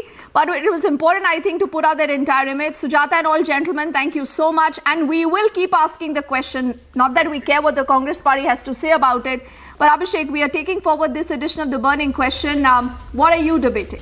Well, you know, Deepti, from compromising or potentially demoralizing our armed forces to compromising the dignity of judiciary, indeed of the state, by carrying out a well-coordinated propaganda, the lobby is at it again. This is about the BBC documentary. It has reached campuses. It's being screened despite instructions or orders, both from the university administrations and the government of India to not be doing it. And yet it's happening. Let's look at this report and then I come back to discuss what are the consequences. Soon after the BBC's documentary was pulled down, there has been illegal screenings of the docu-series in several campuses across India. Hyderabad, Trivandrum, Kannur University. The propaganda BBC docu-series have been screened in these places illegally. Delhi's JNU has also put out a circular regarding the screening but was later denied permission. There are a lot of questions being raised from the political parties over a partial ban, let it be on Twitter or on YouTube or any other social media platforms where this BBC documentary is not being screened. This docu-series have been banned but screened, and all of this even after MEA said that the documentary is a reflection of individuals that are peddling this narrative. But the question is, why is a banned docu-series being screened openly? Is there a deliberate attempt to provoke? That's the burning question tonight. Your report for Public TV.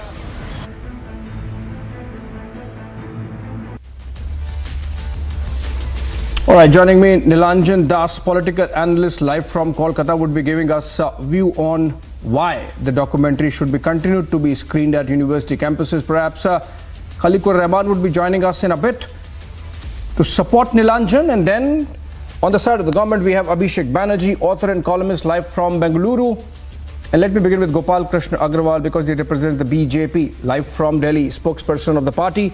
Mr. Agrawal, is there a pattern? I could see a pattern among the set of people who are sort of pushing the documentary despite the government saying that this should not be done because the intent and timing of the documentary are suspect. So I am not going to name names of people, but then if you look at these platforms, begins with The Wire, goes to NewsClick, and then you go to Quint, and then you go to Caravan, and you come back to The Wire. It's almost same set of platforms, same set of people, Mr. Agrawal. And that's why perhaps there seems to be a coordinated attempt to put the Modi government on the mat. Definitely, Abhishek ji, we have to understand the whole episode, why this has been done and who are promoting. One thing is that it is 22 years or almost more than 2 decades that this issue has now been died out after the Supreme Court has finally given its verdict in so many cases. Even SIT has given its verdict. Supreme Court has categorically said that there has been no evidence or anything of finding of any involvement of any higher authorities of this level. So the issue judiciary, the issue is well settled in the country. So after 22 decades of the event, and after the whole judicial process has given a clean chit, after all investigation, even the opposition which ruled at that point of time, which was there was an interest into pinning down the current prime minister and other people. They took their every action, but it has failed. So the thing is, judiciary and legally and politically, the issue is well settled in India. But then this documentary comes, and then who are promoting this? Surely there is a clear pattern of the same people who have been found to be what we call is a tukde gang. They have been trying to take every opportunity to their where they can put Indian political leader to question put them into a negative light, build a narration, and undermine the national image at the global level. And it is driven by an agenda which is very clear. Otherwise, why it will be screened in JNU, why it will be done in Kerala, why it will be done in Telangana. There is a set of people who want same the set image of people, same campuses. Mr. Agrawal. Yes. So the campuses, same set of people, same campuses, same platforms. Mr. Agrawal, I will come back. Hold on. I will come back to you and ask, whether the government seems to be a little overreacting. But before that, let me take this to Nilanjan. Nilanjan, that we have discussed the intent and the timing, but you see, there's more than meets the eye. There is a Pakistani origin member of parliament who raises this issue in the House of Commons, in the British Parliament. There is a Pakistani journalist who wants to get the United States involved and asks the question at the State Department briefing. Though, of course, the spokesperson of the State Department was smart enough to really wriggle out of it. Not just wriggle out of it, in fact, hold a mirror to the Pakistani by saying that it is an exceptionally deep democratic relationship between India and the United States. Nilanjan, you think this is all well-coordinated attempt at polarizing the country, something the opposition really does not want to happen in India and yet seems to be doing so? No. It is absolutely a prerogative of the BBC to, to come out with any kind of documentary that they want. And it is for the people to judge about the veracity of the, whatever documents or whatever truth that they are claiming, or whatever investigative journalism that they claim to have done. So it is for the people to decide. How on earth can, in a democracy, we can have a ban on a documentary like this? So it clearly shows that the central government, led by Prime Minister Modi, is completely rattled. Otherwise, why should they go about deleting tweets of members of parliament? I mean, it's absolutely shocking. If they have nothing to hide, if they are so tweet sure, of a member of parliament has been deleted. Only the content which is proscribed is not there. No. I think you are mistaken. The tweet of Mr. Derek O'Brien has been withheld in India because he had shared content from the YouTube. It has been withheld. It's still withheld. Because of the content. Because of the content. Yes, absolutely. So what's wrong in the content? It was a link to that documentary. I tell you what's wrong in the content. Because it is a agenda-driven content. Second, who are you to decide that? Who is the BJP to decide that? It will create divide in the country. The whole what about the Kashmir Files? What about the Kashmir Files film that you are propagating? What about the Kashmir Files film that you are propagating? False narration being built. Mr. Agrawal, I'll come to you. You are no one to judge. Mr. Agrawal, I give the opportunity to Nilanjan. Mr. Agrawal, you have to accept. hold on. Nilanjan, hold on. You are not I'm the speaking. judge, jury and executioner here. Nilanjan, hold on. I'm speaking. It's a free democracy. Nilanjan, I am speaking for you. You have to understand. Hold on. I know that BJP does not respect democracy. Okay, Nilanjan, hold on. But let the people decide. Mr. Agrawal, Nilanjan, hold on. I have to take this forward. We have very limited time. Mr. Khaliqur Rahman, is it becoming a freedom of speech, which is legitimate, versus abuse of law debate? In the sense that, Nanavati Mehta Commission report, nothing, means nothing.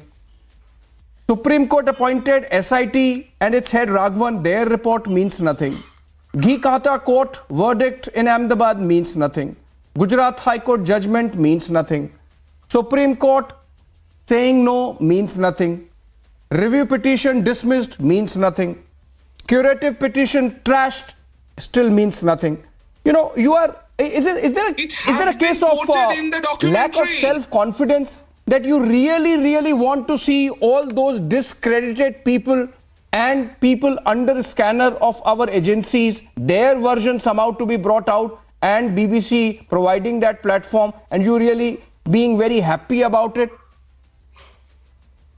It is not that we being very happy about it, but it is, as Mr. Niranjan said, it is the prerogative of the BBC, and it is the BBC which has come out with this documentary, and it is based on certain facts which BBC had covered during 2002 Gujarat riots, and based on which the BBC had made this documentary. And if at all the government of India has to take any action, the government of India should go ahead and sue the BBC rather than banning that in the country. For the reason is because every countryman has got the right to see that, and it is up to the countryman to decide, because it is not Abhishek, Abhishek Khaliqur Rahman is making an important point. You think the government could have done better than do something which seems a case of overreaction? I mean, how many Twitter handles would you stop? How many YouTube channels and retweeting likes you would stop? Really, it opens a Pandora's box. It sort of becomes a hydra-headed thing. Like, you can't just control it. So why not choose some better option, Abhishek? Yeah, so what I would say is that, this bogey of censorship is totally bogus here, because every country acts like this whenever there is suspicion of foreign intervention. If you look at the United States itself, which has the best freedom of expression laws in the world, when there was suspicion that, Russian intelligence has done something with Hunter Biden laptop, you can see all the Twitter files have been opened and how the FBI pressurized all the big tech organizations in the US to, stop covering the Hunter Biden laptop story. They even suppressed sharing links from the New York Post, which is one of the oldest, almost 200-year-old newspaper in the United States. So every country works like this to protect its interests. Right now, the Britain itself has banned the channel, the entire channel. Russia today they have banned, because during the Ukraine war, they feel that foreign propaganda will come. Now, what I want to emphasize is this, that due to frustration, liberals in this country, they are trying to lead Indians down a very dangerous path. You see in this documentary what is happening. The report they are quoting is from this UK Foreign Secretary, Jack Straw. Now, who is Jack Straw?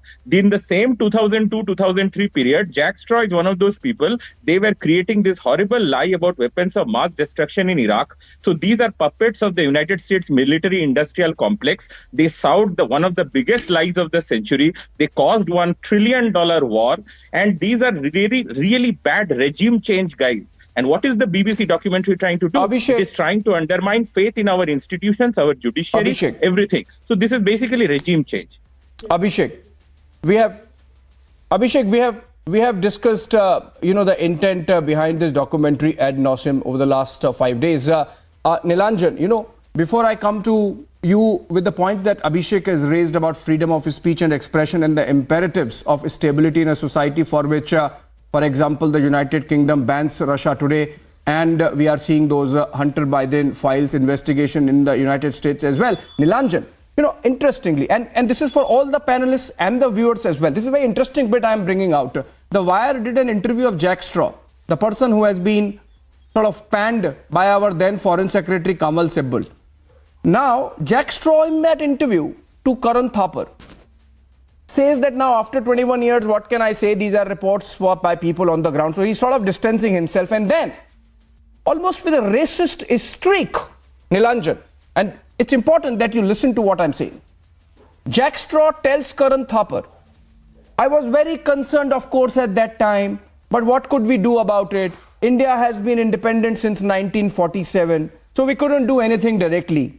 But we spoke to families of the victims from that state from where this has happened, which is Gujarat, and made representations to the government. The interviewer could have interjected and said, Mr. Straw, India is no more a white man's burden. For good or bad, we can take care of ourselves. Nilanjan, that's the problem, you see. People seem to be motivated to the extent that they suffer from inferiority complex. And they're letting it be expressed on air, unfortunately. Nilanjan. No, I have a problem if you do not allow people to watch that interview. Why are you not letting people come to the conclusion? Why is the government coming to the conclusion? Does the government have anything to hide? That is the moot point. Why are you digressing the issue all the time? And I want to ask my previous panelist, the government is responsible. I just want to... We trust the government. The question is, Nilanjan, do you trust the judiciary of the country? And do you have the self-confidence to really look BBC in the eye and tell them that behave and do not treat India as a white man's burden? The Republic can question the BBC. The government cannot ban a show. It is very, The Constitution it's says almost everybody puerile. has to It's uphold almost the immature Constitution of for India. a democracy sure? like Mr. India Agarwal, to go about banning, foreign Hold on, Nilanjan, hold on. Very, very immature. The Supreme Okay, Court. you made a point that the And I government want should to not be ask, banning has even a show. becoming a liberal But Mr. Agarwal, problem in let me India? give this to Mr. Agarwal because I Previous told him in the Abhishek, opening whatever, comment that I'll he come just back to said him. that Mr. being a Agarwal. liberal is a problem. What is this? Okay, that's his view. Obviously, he's from a conservative party. He can have that view. The point is, internally we can have these debates, Nilanjan and Mr. Agarwal. Internally we can have these debates. These are constructive debates. No, we have no can more have white man's internal burden. debates Jack Straw better shut up. We can the have point internal is, debates. and people channels like interviewing yours him should have go the about courage carrying out such and investigative journalism. that self-confidence to interject him. Mr. Agarwal, I am asking this question. Nilanjan, hold on. Mr. Agarwal, you think your party government could have handled it a little better, reacted differently? That question can anybody raise. There are ways to which the government takes action. The thing is, our constitution puts the responsibility on the government to uphold the respect and the place of judiciary institutions. In a democracy, the respect and the courage, the place to the institutions is very important. You should understand what is contempt of court. Even any casting an agenda on the decision of the Supreme Court or anything is considered as a contempt of the court. So the thing is, our law and constitution is very clear that the government, and not only the government, every single individual in the country is duty bound to uphold the respect and the place to the judiciary, Supreme Court, election, all these, you can question. The thing is that you can think that the government, you can question, but why there is a group of people. No, right, I have to intervene here now because I'm running out of time. Who are peddling the narration. Mr. Agarwal, while this remains a freedom of speech versus... No one is disrespecting the judiciary, Mr. Agarwal. Okay, on that note, I have to come to an end. Thank you so much, all my guests, Mr. Gopal Krishna Agrawal of the BJP and of course Abhishek Banerjee from Bengaluru, Khalikur Rahman and Nilanjan Das. This is turning out to be a freedom of speech versus abuse of law debate. But more importantly, I think this is about respecting India's sovereignty, and BBC better do that. On that note, thank you so much for joining us. Short break on the other side. Arnab Goswami with the debate.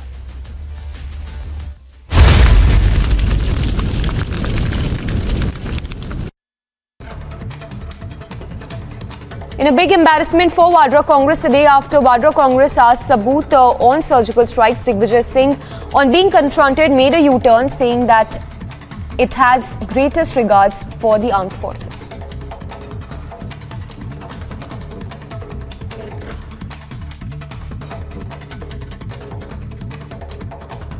Party ने किनारा कर लिया पर क्या कायम है आप अपने बयान पर? Statement, how it can be wrong?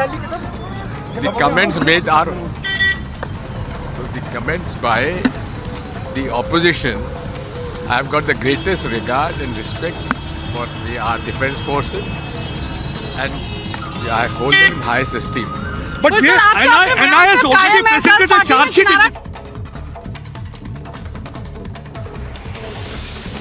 No end to Bengaluru civic apathy in yet another incident. A BESCOM worker lost his life after suffering electric shock while repairing a transformer in Bengaluru.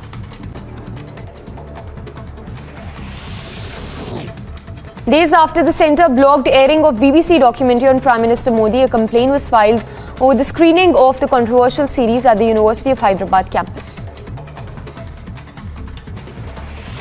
Former Prime Minister Atal Bihari Vajpayee transformed India's relationship with the US and Russia. External Affairs Minister S. Jaishankar at the third edition of Atal Bihari Vajpayee Memorial Lecture, saying, and I quote, Atal Bihari Vajpayee transformed India's ties with US-Russia. Himachal Pradesh Chief Minister Sukhwinder Singh Sukhu attacked former Chief Minister Jairam Thakur over his allegations regarding state borrowings. Addressing the media, the Chief Minister of Himachal Pradesh said that I do not want to get into needless political blame game.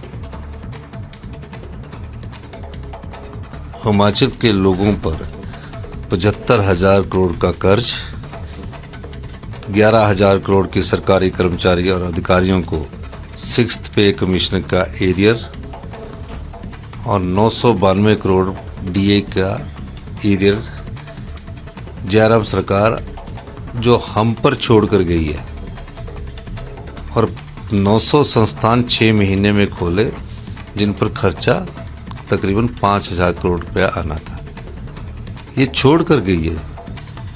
ऐसी कौन सी देवीय शक्ति जयराम जी में प्रवेश होगी कि 4.5 साल तक तो संस्थान खोले नहीं, और लास्ट के 6 महीनों में संस्थान खोल दिए।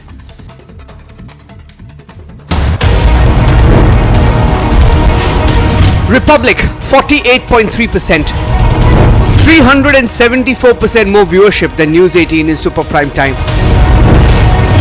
Content supremacy has destroyed the landing experiment. Republic TV, voice of the people.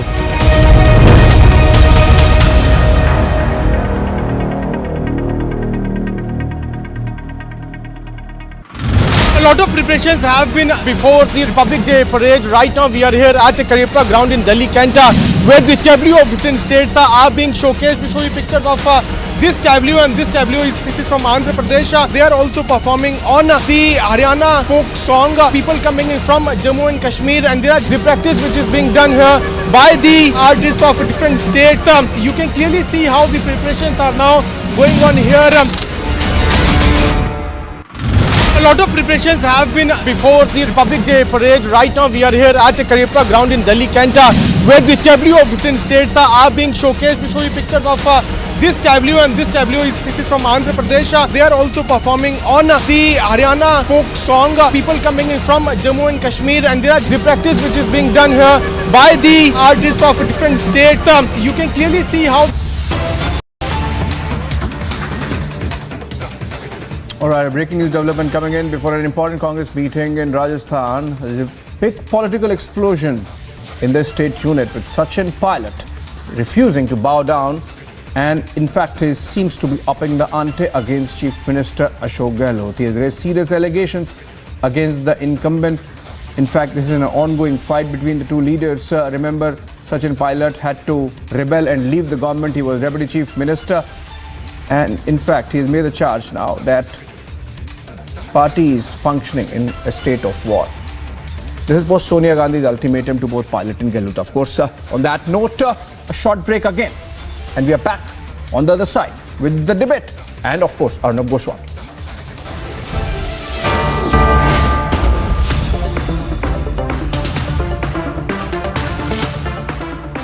In the global employability rankings by Times Higher Education UK, only the following 6 institutions from India are ranked amongst the top 230 in the world for having the most employable graduates. IIT Delhi, IISc Bangalore, IIT Bombay, IIM Ahmedabad, IIT Kharagpur and Amity University.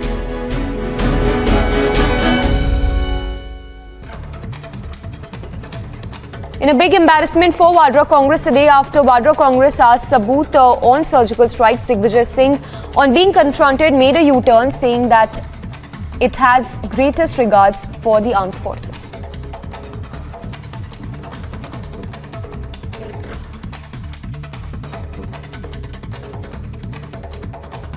Party ने किनारा कर लिया, पर क्या कायम है आप अपने बयान पर? Statement, how it can be wrong? The comments made are the comments by the opposition. I have got the greatest regard and respect for our defense forces, and I hold them in highest esteem. But NI has already presented a charge sheet in this. No end to Bengaluru civic apathy in yet another incident. A BESCOM worker lost his life after suffering electric shock while repairing a transformer in Bengaluru.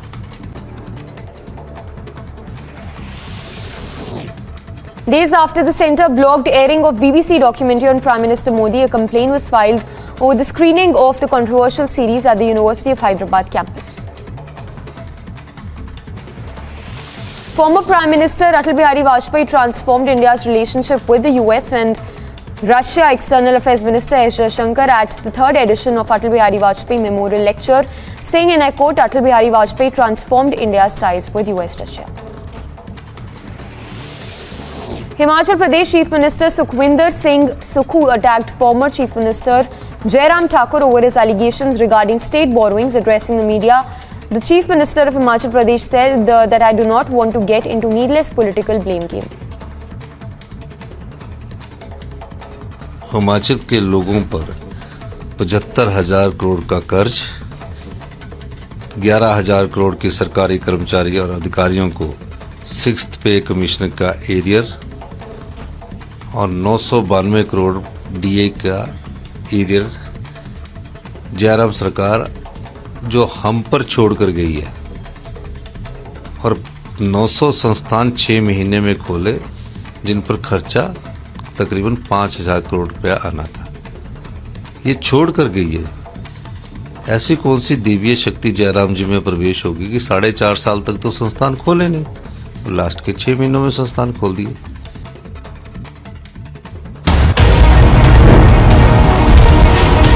Republic 48.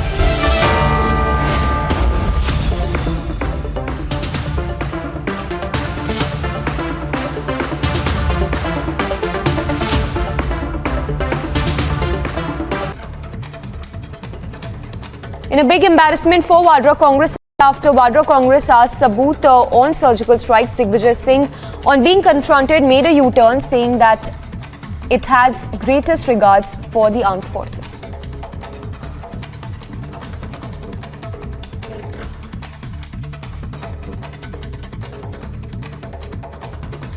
सब party ने किनारा कर लिया, पर क्या कायम है आप अपने बयान पर? Statement, how it can be wrong? The comments made are the comments by the opposition. I have got the greatest regard and respect for our defense forces, and I hold them in highest esteem. But NI has already presented a charge sheet.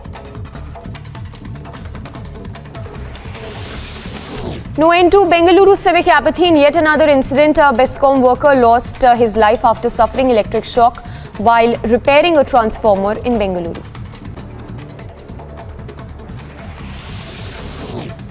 Days after the centre blocked airing of BBC documentary on Prime Minister Modi, a complaint was filed over the screening of the controversial series at the University of Hyderabad campus.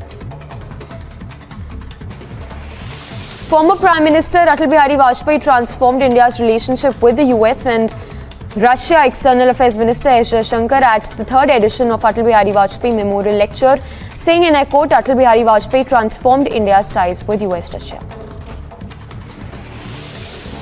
Himachal Pradesh Chief Minister Sukhwinder Singh Sukhu attacked former Chief Minister Jairam Thakur over his allegations regarding state borrowings. Addressing the media, the Chief Minister of Himachal Pradesh said that I do not want to get into needless political blame game. Himachal के लोगों पर 75,000 करोड़ का कर्ज, 11,000 करोड़ के सरकारी कर्मचारी और अधिकारियों को 6th पे कमिश्नर का एरियर और 992 करोड़ डीए का एरियर जयराम सरकार जो हम पर छोड़ कर गई है, और 900 संस्थान 6 महीने में खोले जिन पर खर्चा तकरीबन 5,000 करोड़ रुपया आना था, ये छोड़ कर गई है। ऐसी कौन सी देवीय शक्ति जयराम जी में प्रवेश होगी कि 4.5 साल तक तो संस्थान खोले नहीं, तो लास्ट के 6 महीनों में संस्थान खोल दिए।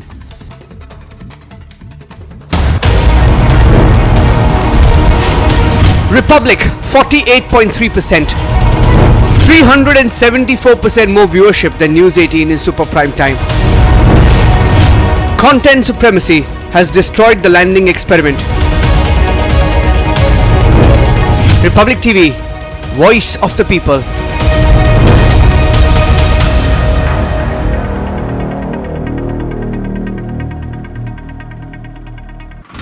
A lot of preparations have been before the Republic Day parade. Right now we are here at Celebratory ground in Delhi, Canada, where the tableau of different states are being... Vadra Congress refuses to act on Digvijay Singh. Yatra flops with a position on national security. Bharat Jodo Yatra or Bharat Todo Yatra, debating tonight, 9 p.m.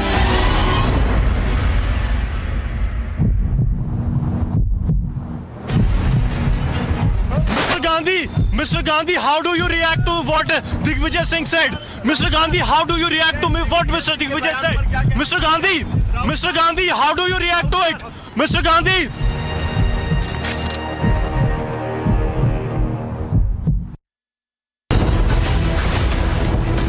Jairam's pro-China position. A secret deal with the CCP.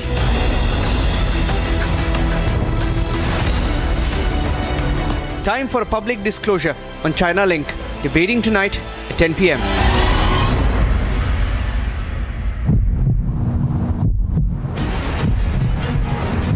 पूरे अनुशासन में sir सवाल हम आपसे पूछ रहे हैं. Sir, why are you removing our mic? Because I am removing it because I want to put it first. Let tell you. 1 second. Yeah, you just answer. Sir हम पूरे अनुशासन में आपसे सवाल पूछ रहे हैं. You just see. What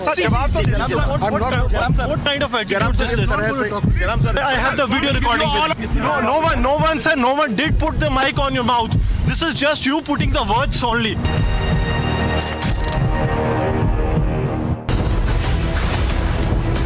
Blocked in India, but the lobby screens the film.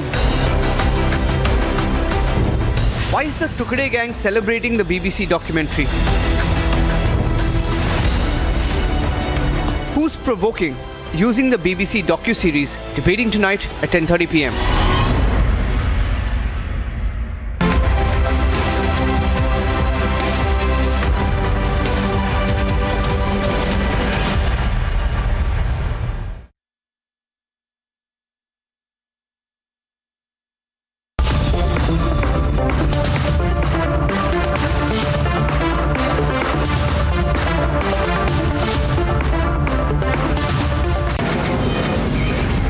Mumbai studios of Republic TV, it's time for Arnab Goswami on the debate.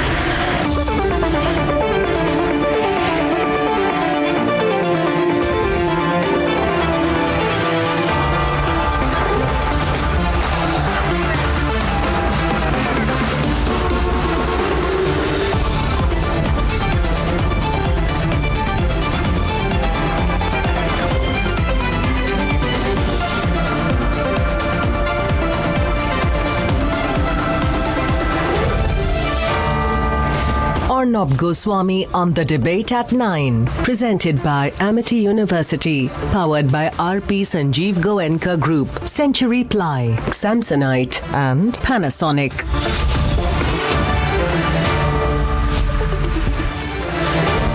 Good evening and welcome. As the YouTubers Yatra, which is a mixed bag of comedians, failed actors, failed political activists, YouTubers, as this YouTubers Yatra nears a catastrophic end, Rahul Gandhi realizing that in Kashmir he has to sing the Farooq line, he has to sing the Mehbooba line, he is now refusing to act on the party's stand on Sabut for Balakot. He's trying to push that away, saying, oh, it's an individual view. No. He's not apologizing for it. That's the point. He's not condemning it. He's not sacking or suspending Digvijay. Nothing. And the BJP realizing that this is an opportunity. The BJP realizing that national security continues to be the biggest weakness of the Vadras, has focused on who it calls, quote-unquote, China's pet, the known Sinophile Jairam Ramesh. Now, Jairam Ramesh is pro-China, everyone knows it. Jairam loves China. He's known pro-China, almost China lobbyist kind of approach, is under a lot of scrutiny politically. And as this happens, Jairam begins to physically assault and push journalists and reporters asking a question, becoming all of a sudden this ill-mannered, intolerant custodian of the Vadra family's political future, obsessed with ensuring that any media that is not Lutyens, comedians, YouTubers, gets to ask questions or even attend their party's so-called news conferences. They're so scared. They are so scared that Republic will enter the news conferences. I think they're still suffering the trauma of a particular interview done in 2014. Viewers, the fact of the matter is that the hashtag Bharat Toro Yatra is ending in a tragic cacophony of confusion and hypocrisy. Let's debate the Bharat Toro Yatra. Complete washout there. Worse than people expected, ladies and gentlemen. And debate number 2 this evening. What is with Jairam Ramesh's China obsession? Jairam loves China, Chinese technology, Chinese thinking. In the past, it's been really embarrassing the way he seems to have tilted so pro-China. Now that's coming under scrutiny. Rightly so. Debate number 3 tonight. The Tukre are for the BBC docu-series. Is the ultimate truth for them? Ladies and gentlemen, that's debate number 3, and here are the headlines. This Tuesday evening on the Debate Tonight. Because I am removing it because I want to put it first. Let tell you 1 second. Yeah, you just answer. Sir हम पूरे अनुशासन में आपसे सवाल पूछ रहे हैं. I'm not arguing with you. I'm just asking a question. You are arguing with me because you are. Sir पूरे अनुशासन में हम आपसे सवाल पूछ रहे हैं. Bharat Toro Yatra controversy becomes bigger. The Vadra Congress brazens out its attack on the forces. Enough. Sir, Please allow us to walk. Sir, but these are पर सर आपको लगता है ऐसे बयानों से बचना चाहिए. Please allow us to walk now. Physically pushing, attacking reporters, the Vadra Congress tries to throw a personal view excuse and spares serial offender Digvijay Singh, almost protecting him. Priority of this whole situation, that you've been a lobbyist for Chinese companies and China in general. China looks upon you personally with great favor. Open pro-China line and a deep China tilt questions over Jairam Ramesh. His known pro-Beijing approach is now under national scrutiny. Bang in the middle of a big controversy. Pro-China Jairam Ramesh silent on the charge. BBC propaganda banned in India, but the Tukre gang takes the documentary to campuses to provoke.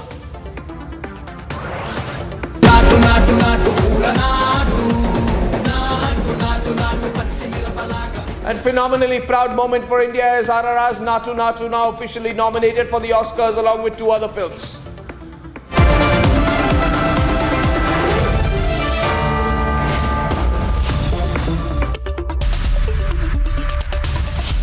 And ladies and gentlemen, for the second day in a row, the Saboot gang Yatra has found itself in a bigger and bigger controversy.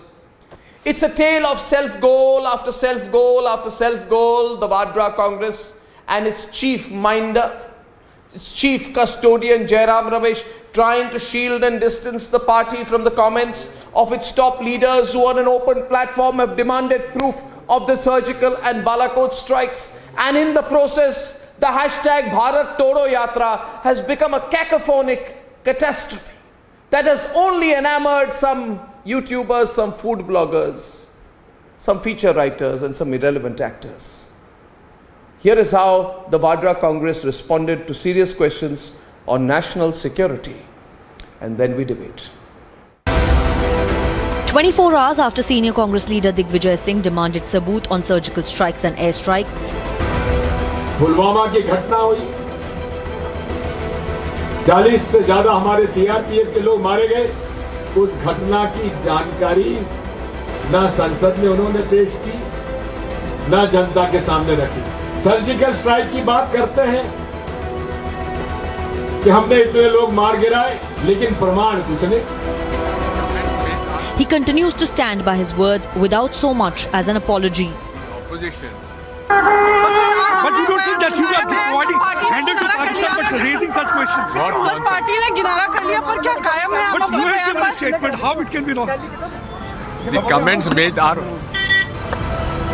comments by the opposition, I have got the greatest regard and respect for our defense forces, and I hold them in highest esteem. Enough. Please allow us to walk. Sir पर sir आपको लगता है ऐसे बयानों से बचना चाहिए? Please allow us to walk now. अभी फिर बात होगी। बाद में अभी 10 मिनट के बाद प्रधानमंत्री से एक सवाल पूछिए। अरे यार 10 मिनट के बाद प्रधानमंत्री से सवाल पूछिए। प्रधानमंत्री से सवाल पूछिए। भारत जोड़ो यात्रा है।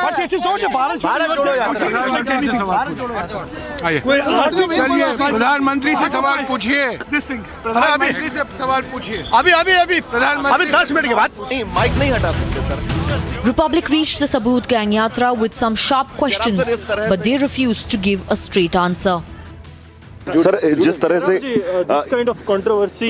दिग्विजय सिंह के first of all learn to be little disciplined.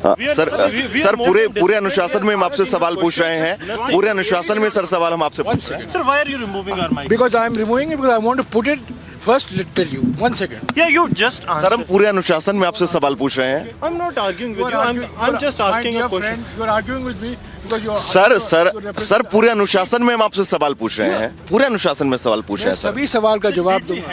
You are just putting. No, you are putting. ऐसे माइक नहीं हटा सकते sir. You just see. I'm not.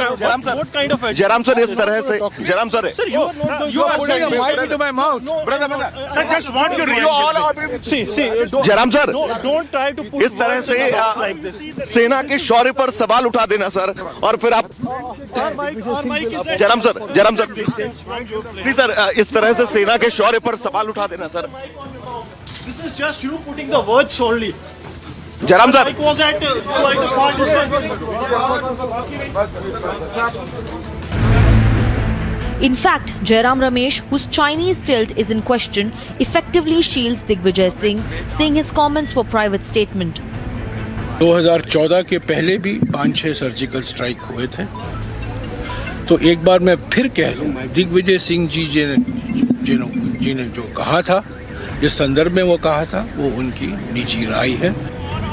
Party after party is distancing themselves from this commentary.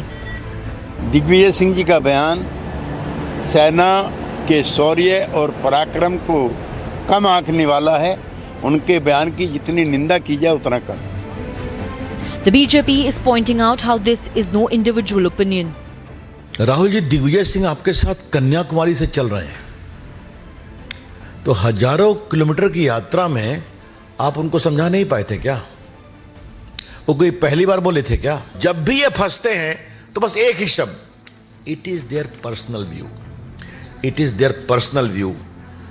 इसलिए फिर बात ही है वहीं पर, इतना आपको समय क्यों लगा सफाई देने में?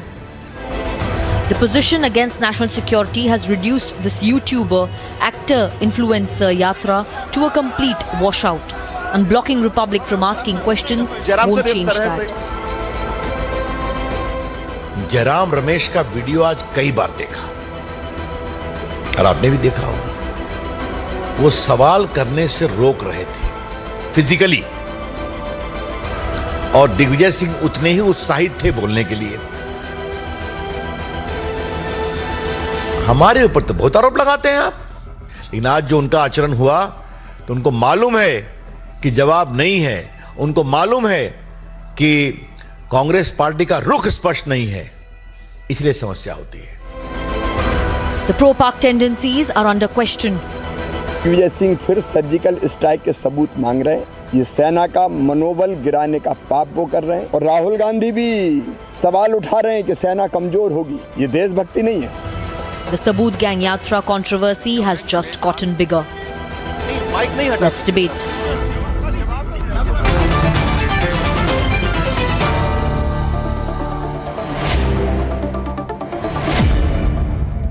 And first I ask tonight Mr. Rajagopalan, why doesn't the Congress party simply sack/suspend/remove/take action, or even condemn or apologize the statement that has been made? Because it's becoming viral, Mr. Rajagopalan. The longer the Congress party realizes it's not going to do this, the anger is growing. Their anger is really growing, but the Congress is digging its heels in. It's made this an ego issue. Why? China connection. China connection? What do you mean, Yes. China connection? Jairam Ramesh, Digvijay Singh are all with China. Therefore, Rahul Gandhi will not touch both of them. Neither suspension nor removal or no show cause notice. Let them walk more, let them talk more, and we will debate more. Because first of all, they must worry about their Rajasthan unit. As you just now broke the story, Sachin Pilot may float a regional party. Right. Sachin Pilot will walk out. Therefore, Bharat Jodo Yatra should concentrate on Rajasthan than on attacking BBC or supporting BBC or supporting army or opposing army. Digvijay Singh should have been suspended by this time or not. But they're not doing it. Now you got to They have will a do it. political death wish. You will got do to be it. totally suicidal. Should I open the lines now, Mr. Sabharwal? Should I open the lines, Mr. Pankaj Sharma? Then you'll realize how people feel about this. Gaurav, should I open the lines?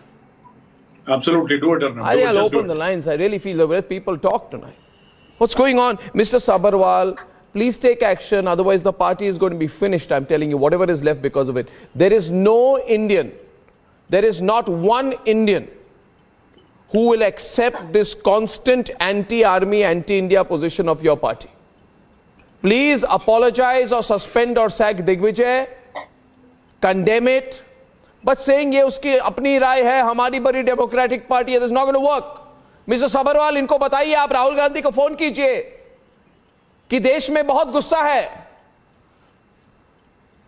Arnab ji, the Congress party always respected the army under the leadership of Indira ji. Exactly, respected, past tense. We divided Pakistan into two parts. The Indian army is like a god for us. They are like a parents for us. And Rahul ji has clarified today. Under the leadership of Rajiv ji, we helped Sri Lanka. The Indian army. You are saying that the army has lied about the surgical strikes, and you're saying the army is like God for you. No. Of course you have. Yes, you have. That's why I'm saying. Yes, I'm telling you, you have. Doubt on the surgical strike never by in the our army. life. Never in our life. Your party has said it, Shazia. It's on the debate. We all heard it from a public forum. You've said कोई प्रमाण ही नहीं है. कोई प्रमाण ही नहीं है आपने कहा है. Sir, we always the questions army. were No, raised sir, you on the said it. statement of What are you Shri saying, sir? Amit Sack him, Shah ji, finish the controversy. After he made a statement mentioning that these many numbers of Pakistani soldiers were killed. Oh God. Questions were raised on that. Not on army. Sir, we divided Pakistan. No. Pakistan. Don't Under say all leadership, the this. Indian army has done that. Indian army is a god. Indian army is a god for India. What did he say about Indian army? You must tell me that. This is ridiculous. I'm telling you, sir, you have no idea how people are feeling about this. And everybody is really angry. I ask you, produce one Indian who will support you after I understand what you are saying. So you're not understanding. I'm understanding. Mr. Digvijay Singh should have avoided that. He Sir, should not have avoided. said this. Sir, avoided. For that, Not avoided. No. What is avoided, My Gaurav? position is that we should not. Should have We been should not suspended. Army, we can't. Rahul ji has clarified today. He has clarified too much. It's not a clarification. It's digging his heels in. No, Rahul ji has done his best. We should feel proud of Rahul ji. Oh God, you and your Rahul ji approach. Shazia is on the debate right now. The debate is getting hotter, and Shazia and Gaurav Arya are on the debate. Shazia first, then Gaurav. You know, I think it's a matter of great shame that Digvijay Singh thinking got exposed, and we saw Rahul Gandhi take a lot of time to indeed distance himself from this absolutely condemnable remark and comment. I think the gang is fully exposed now, and the common refrain, the lead motif of this entire ecosystem has been the same. So Rahul Gandhi might distance himself today and can say all kinds of things, but it is the same Rahul Gandhi who's been saying that हमारे सैनिकों को मार के खदेड़ा है. What does it do for the confidence of our forces?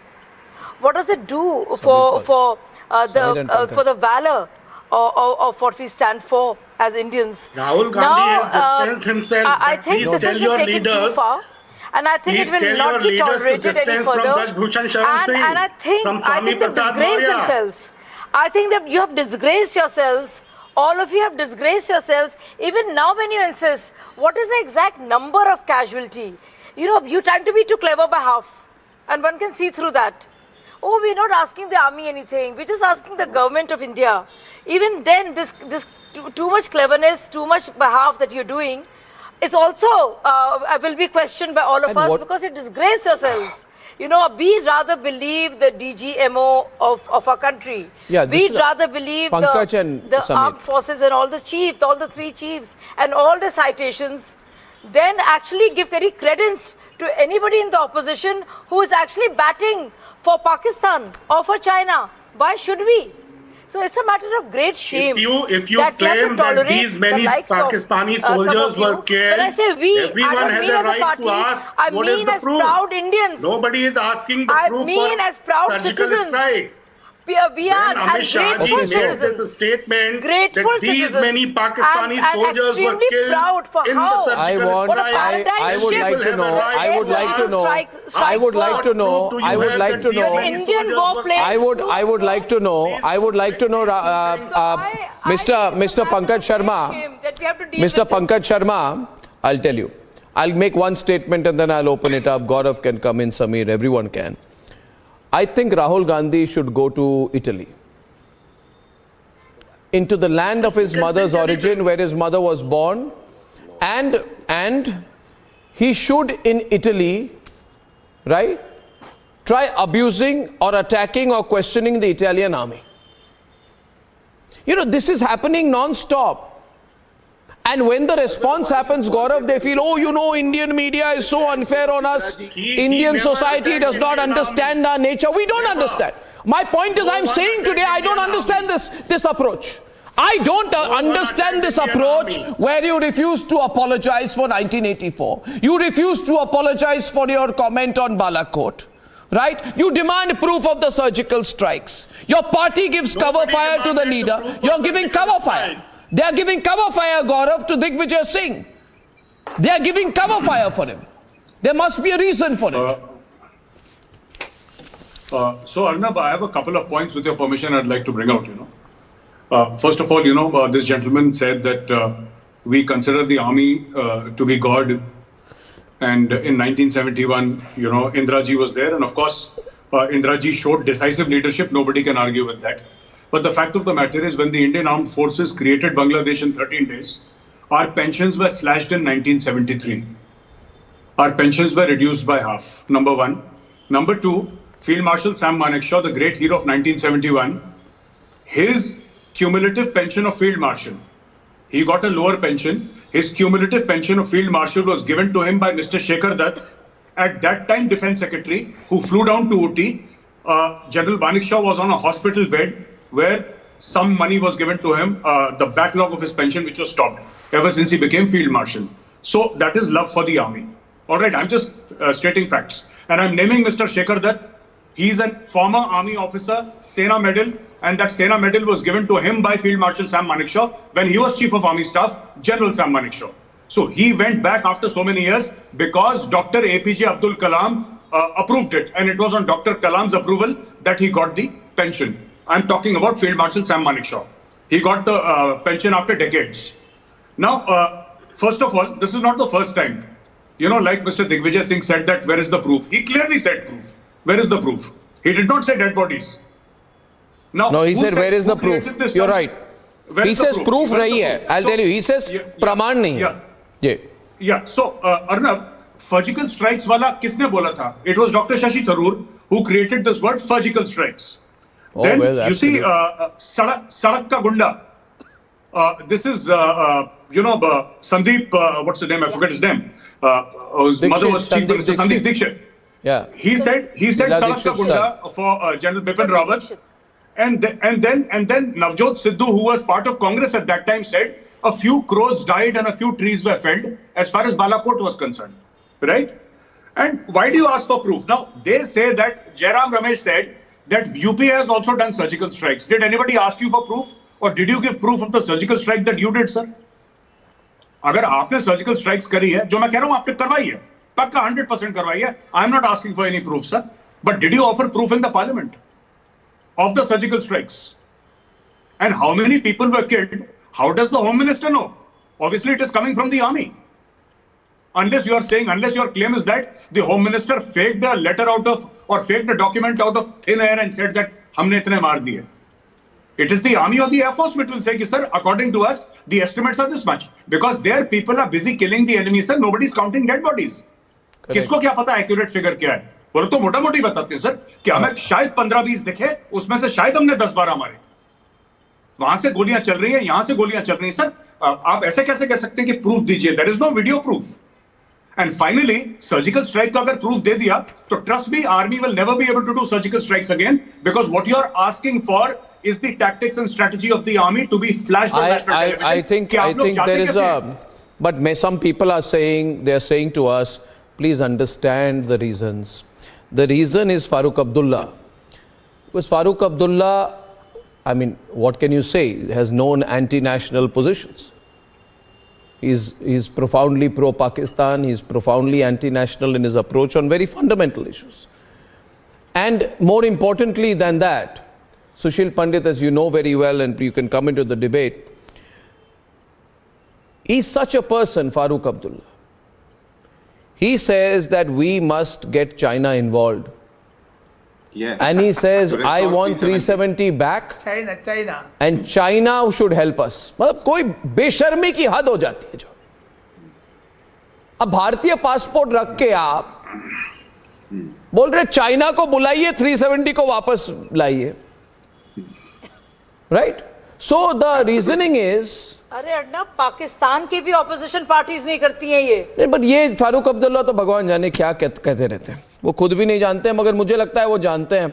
उनको लग रहा है वो स्पेस है, वो एक जो है ना, ये स्पेस है जो वो ऑक्यूपाई करना चाहते हैं. डेस्परेट है वोटों के लिए इसलिए.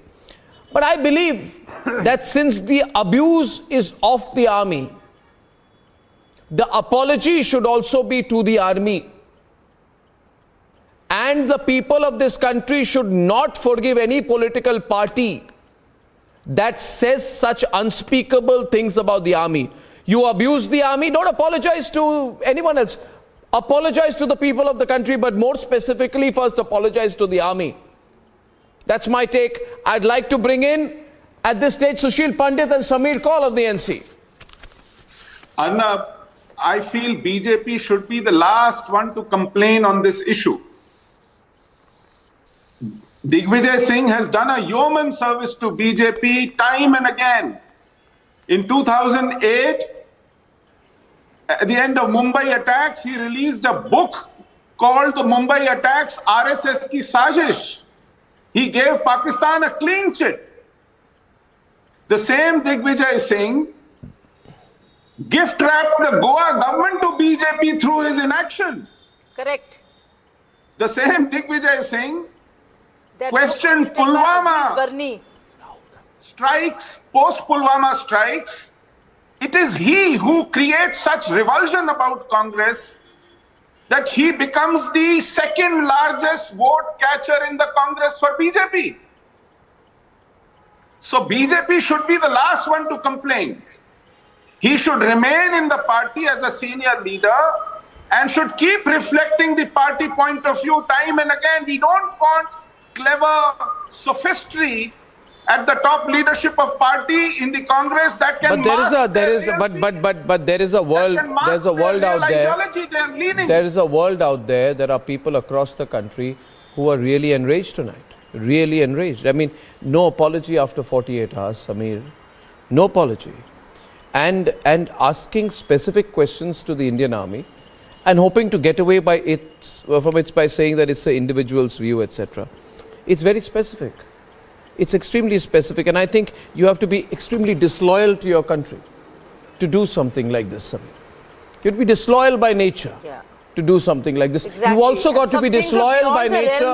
You also got to be disloyal by nature. Disloyal by nature, Sameer, to endorse something like this. You have to be disloyal by nature to sidestep something like this. What's your take? Thanks for having me on your program. Thanks for having me on the program tonight. I've come after a long time, but I don't have a brief for the Congress party and will not therefore take it up to protect a particular personality like Digvijay Singh or what he said or what he didn't. Coming from the National Conference, and I don't have a brief for them also tonight because I'm no longer the spokesperson, but being a member of the party, I would tend to comment basically on whether it is right for an opposition party leader, if that's what you want to call Digvijay Singh, and if you have no objections to that, or any, for that matter, any individual of a democratic country, including you or me, their basic right to information to ask of your government as to what happened, for instance, when there was a surgical strike. And, if it's to being outraged, I can't understand why are you so outraged at somebody even having the gumption to ask that question. If for any technical reason after the surgical strike, this is not and doesn't qualify to be a classified information, then perhaps even a small answer from the government would be good enough that our future strategy or for these technical reasons, the defense forces, please let me complete, please. So just 2 minutes more. If for them to respond and say that this cannot be said, you're forgetting that after the raid on Osama bin Laden, the United States, no less a country than United States of America, announced not only to their own Senate or to their own people, but to the whole world, the facts of the case, except the ones which would have compromised their strategy or their technique. Okay, but they addressed that issue. So any democratic, responsible government will address. Yeah. So I got the point. I don't know. Okay, Samir, Shazia responding first, then Gaurav. By not just the DGMO, but no. So I think it's a matter of great shame that again this matter is being dug up. Yes. And I don't know why Dr. Paul doesn't sees merit in raising these questions because the chiefs, the three chiefs of armed forces and the DGMO. Sir, 1 minute. 1 minute is all I'm asking you for. 1 minute is all I'm asking you for, sir. 30 seconds if you allow me to speak. No, you've done your speaking. I'm asking you a question. All I'm saying is no, I won't do that. I'm replying to that. You must allow me to speak and not keep yapping. The freedom of expression is as much as freedom. You are being allowed to express. To I have a right to know. To the former chiefs of staff. I don't feel there's anything wrong with that. There are citations. I agree. So I would ask this question. No, you have a right. In fact, asking this question of your government means no disrespect okay, so to the Indian Armed Forces. Okay, I'll tell you. Okay. There obviously is a credibility issue some people in this country have with the government of the day. So that is why these questions are coming up. Let's address them. Just because he's feigning there's nothing to feel bad about. He must realize that this has been told many times over. This fantastic operation, the military operation. I do not know. I mean, if there are things more complicated, you feel there are things more complicated. If you feel there are things more complicated, I don't. I think it's very straight and simple. I'm asking some important questions of my government as a democratic citizen of this democratic country. Why are you feeling outraged? Obviously playing I cannot figure out. And leave that for the people to understand. And as far as the armed forces are concerned, we are most respectful to them. Let's not be, in fact, okay, I'll tell you. Into the political discourse. I'll tell you. I want to tell you one thing. I want to tell you one thing. What has been proven, Samir. You know what has been proven today, in my view, though Raja Gopalan will probably express this better in more direct way, is that we must say this, Samir. First of all, you have every right to ask questions. One thing on a lighter note, it emerges that Rahul Gandhi continues to be. Volume down and muzzle me. No, your voice is very up there. It's louder than mine. what is quite apparent here, Shazia. Thank you. You don't have to thank me. That's your democratic right. Is that Rahul Gandhi continues to be the principal asset of the BJP. He has to be nurtured, Sushil. He has to be. The BJP must nurture him.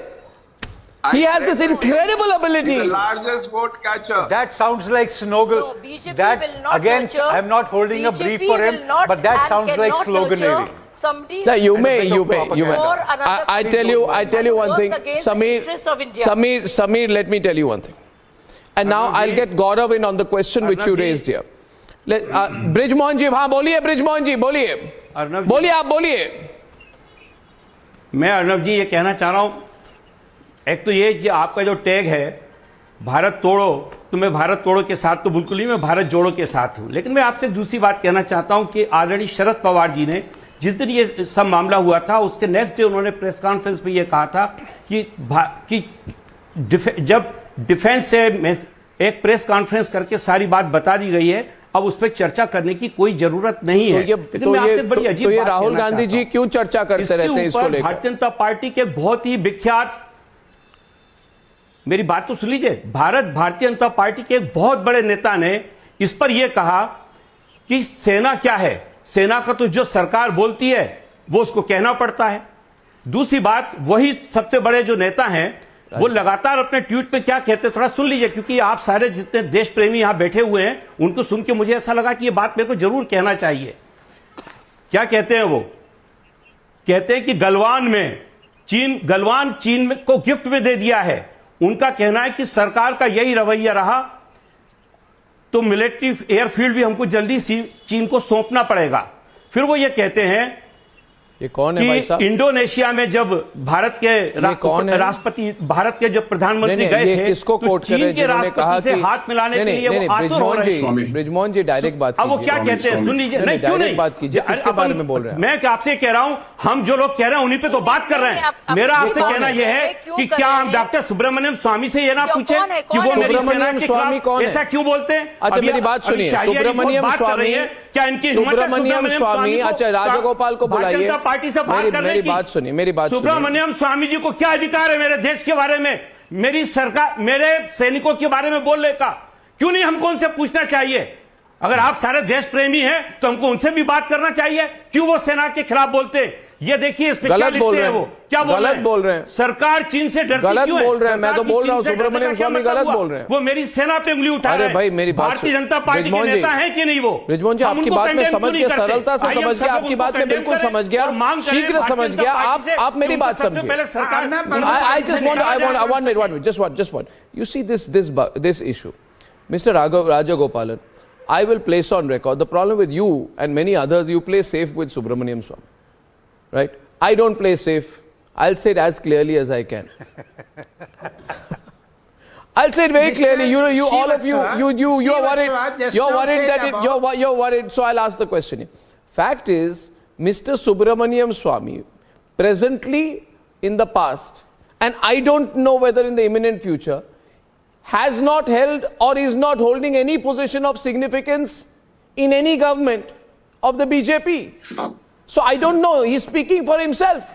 I believe my army, not Subramaniam Swamy. Subramaniam Swamy is not the army spokesperson. Why you are giving this wrong information to the nation? Which wrong information? He is a staunch BJP man. He's a staunch RSS man. Who is saying that he's not related with the BJP spokesperson sitting on the program? How is Subramaniam Swamy a BJP spokesperson? No. You are giving the wrong information, and everybody knows this. People know what Subramaniam Swamy ji has been tweeting and what he's been saying about our Prime Minister. So this will not work. You'll have to try something else. Brijmohan ji, कुछ और try कीजिए. ये चल नहीं रहा है. आपका जो दाव है ना, ये चलेगा नहीं. दरअसल आपका ये दाव चलेगा नहीं. आपको कुछ और ट्राई करना चाहिए. आपको कुछ और ट्राई करना चाहिए. भाई साहब, चल नहीं रहा है. चाहे वो कोई भी हो. अच्छा एक बात आपको मैं बताता हूँ. नहीं, आपको चुप करने के लिए एक सवाल पूछता हूँ. एक मिनट एक सवाल पूछूंगा ब्रिजमोहन जी, उसके बाद आप शांत हो जाएंगे. राजागोपालन जी, सब लोग स्क्रीन नहीं, मैं आपसे पूछ रहा हूँ. अरे भाई मैं आपसे पूछ रहा हूँ. आपके पार्टी पूछिए. हाँ तो पूछ रहा हूँ ना, हो गया. आराम से बोलिए. पूछिए अर्नब जी, ऐसे बोलिए. पूछिए, ऐसे क्यों?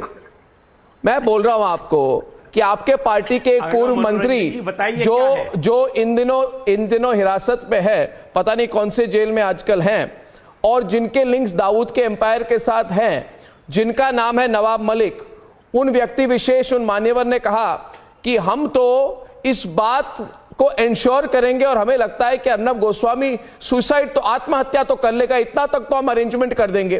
तो आप मुझे बताइए कि आपके नेता व्यक्तिगत कैपेसिटी में बात कर रहे थे कि पार्टी की ओर से?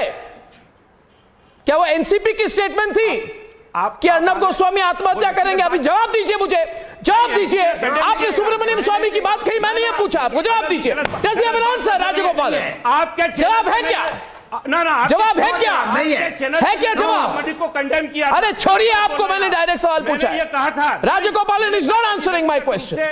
I'm answering your question. I do ask your question. What are you distracting my debate from? Distract मत कीजिए मेरे debate. Connection between that. Bring the debate on track. Swami ji को बीजेपी से निकालने की है हिम्मत आप लोगों में? आप शाजिया अल्मी को पूछिए। Talk about Digvijay Singh. Don't divert the topic. मैं सुब्रमण्यम स्वामी पे डिबेट नहीं कर रहा भाई। सुब्रमण्यम स्वामी की डिबेट नहीं है, दिग्विजय सिंह के ऊपर डिबेट है। सुब्रमण्यम स्वामी भी वही हैं जिन्होंने मेरी सेना के खिलाफ बोला है, मेरे देश को कमजोर। इनको एक फोन ऑफ फ्रेंड कराइए। दिग्विजय सिंह साहब को बचा रही है। दिग्विजय सिंह साहब को I have a specific question. क्यों नहीं उन्हें कंडेम करना चाहिए? समीर कौल, अगर हम सब देशभक्त यहाँ पे बैठे, ठीक है, हमारी ड्यूटी यू ट्राइड, आपने बहुत कोशिश की, आपने बहुत कोशिश की भारत तोड़ो यात्रा के लिए, आप कुछ कर नहीं पाए, दुख की बात है। और गौरव आर्या डिबेट पर है। गौरव, the point that Sameer raised earlier, नहीं, अर्नब इनसे पूछिए। No.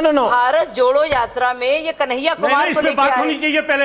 ये सुब्रमण्यम स्वामी ने जो बोला है देश की सेना के खिलाफ, महबूबा कार्रवाई होनी चाहिए। Oh, stop your obsession on Subramaniam Swamy, yaar. He's getting too much airtime for free on my program. Let Subramaniam Swamy come one-on-one with me. I'll ask him. He doesn't come one-on-one with me. Now the point is, I don't want to. This for God's sake, not a debate on Swamy. Now my point is, my point tonight is this, Gaurav, going back to the subject, Sameer said that when the Americans eliminated Osama bin Laden, according to Sameer, I don't know where he has got this information, Gaurav, he said that the Americans put live footage out. They provided Gaurav Arya with drone footage 24/7. They have the live pictures broadcast on all channels, including CNN, of how his body was picked up. In fact, according to Sameer Kaul, the Americans are so lovely, such transparent people, that they were transparent about how they eliminated Osama bin Laden. Maybe Sameer Kaul was even privileged to see the exact moment when Osama's body was dropped into the sea.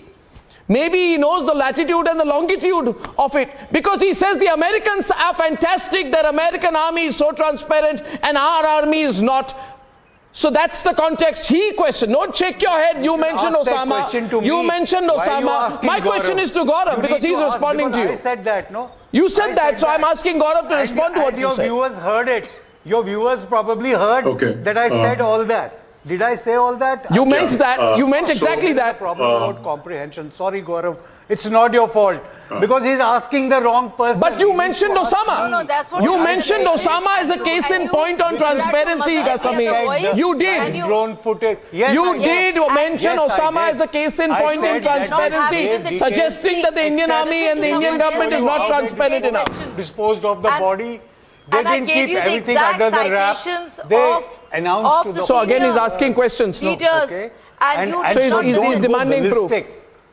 You're getting ballistic now. Your whole life is about asking questions, because you don't have you don't even have, you're talking about comprehension. You can't comprehend basic English, process basic information, which is for everybody to know and everybody to process. So I'm sorry, you want to just doubt the Indian army, and that's your job. The viewers don't know it. Now we are talking about the English language and English grammar. Gaurav Arya. This debate is going in a completely different direction. Mr. Kaul, with your permission, sir. With your permission, sir. It's not about that. All right, Mr. Kaul, with your permission, sir.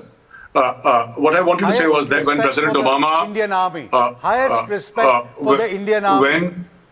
When President Obama came on air and announced the killing of Osama bin Laden, nobody asked him for proof, and he did not offer any proof. The names of the people who took part in the operation were withheld, except for one which was leaked to the media. How they went that? They announced it.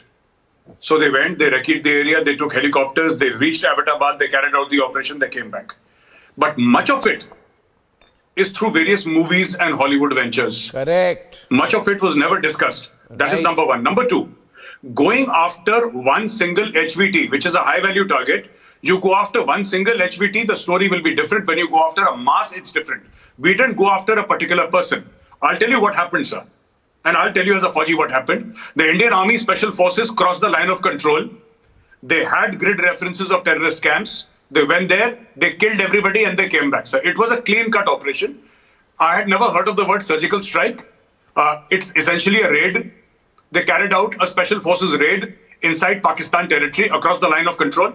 They killed whoever they came in contact with there. After killing everybody, they came back, sir. This is how it happened across various points. Across various points, not in one single point. And for me, I'm sure as a politician, sir, you have every right to ask the Prime Minister. Just 30 seconds, sir, with your permission. You have every right. But for me as a soldier, sir, if the DGMO comes and says we went and we killed people, for me that is the end of the story. But not to take away your right to ask questions, which is totally wrong, sir. Rajagopal wants to add. What Mr. Gaurav Arya said is absolutely correct. My understanding of that army is that day the Huda, the general who went with Rahul Gandhi in the Padayatra, he also briefed him. The same Huda was the operation man for the surgical strike.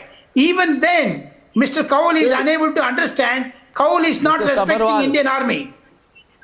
Yes. Sir, Congress party has already clarified the whole issue. I don't know why. Of course they haven't. No, they haven't. No, they haven't. Major Arya, thank you very much for a very elaborate sort of answer that you gave me. But at least you didn't feel outraged. It was fine. You gave me that information that this is what happened and this is why we didn't do it. What was wrong with even just coming out with that little bit? Is that which little bit? So difficult? Samir, there has been a full Indian Army briefing. I'm sorry. To my knowledge, there has been an elaborate Indian Army briefing. What exactly more would you like, sir? You explain to me. You explain to Sushil Pandit. Satellite pictures were given. Maps were given. Republic carried that. Presented to the US Congress. And it is out there all Has on the anyone net, in the world including the number of seen people who any went, picture of dead Osama? The methodology that was followed, picture. the sequence Black and white, of events. blurred, color. It's there. Nobody in the world has seen any picture of dead Osama till date. And you say they gave proofs? Yes. Forget where so they that dumped was the withheld. body. And there is rightly no so. No, but that was withheld. Samir, taking it forward. Just 1 minute. Taking it forward now, Rajagopalan, Samir accepts that the picture of dead Osama's body, the video of it or of it being paradropped allegedly into the sea was all withheld, and he's okay with that. But he will not question the American army. He will give it as proof of the transparency of the Americans. The problem is with the Indian army. You understand? The problem they have is with the Indian army, Shazia. Arnab, there is obviously... You realize there is an elementary problem with the Indian army. The hatred is for the Indian army. It's the Indian army they target. It is the lack of credibility that people of this country... You question now the credibility of the army. It is the lack of... You go down to this that you question the credibility of the army. Well done. Well done, Samir. It is the government. It is the government. The army has nothing to do with it. Army should not be used in a political narrative. This is my stand. Can't hear you, Shazia. Please unmute yourself. Armies, we pride our army for being the most apolitical, we should not dignify these questions that question the credibility and valor of our forces with any answers. That's the great thing about our army. I'm sorry, you're most welcome to keep questioning because his job is to hate India and Indian forces.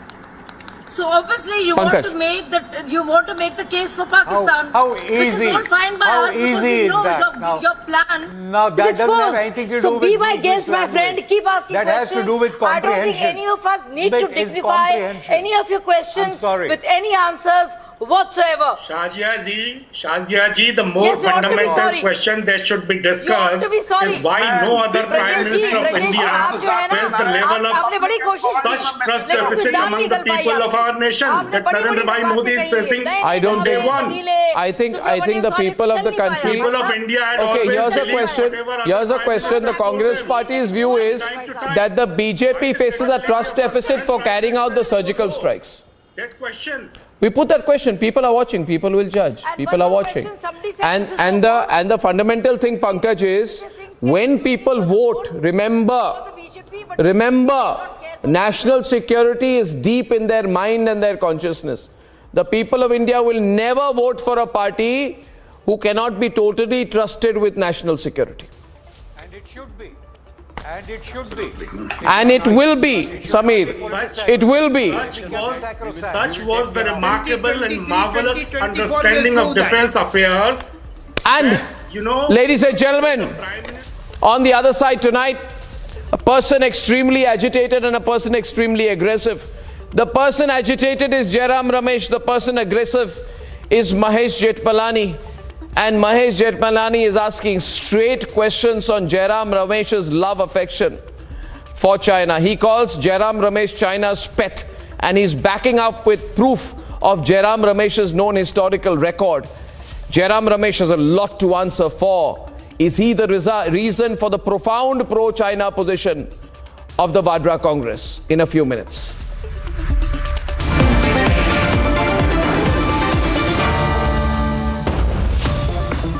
In the global employability rankings by Times Higher Education UK, only the following 6 institutions from India are ranked amongst the top 230 in the world for having the most employable graduates. IIT Delhi, IISc Bangalore, IIT Bombay, IIM Ahmedabad, IIT Kharagpur and Amity University. आग को फैलने से रोकना मुश्किल है पर नामुमकिन नहीं। अब फायरवॉल टेक्नोलॉजी के साथ सेंचुरी प्लाई क्लब प्राइम आग से बचाए। When timeless European design meets cutting-edge technology, it's QO.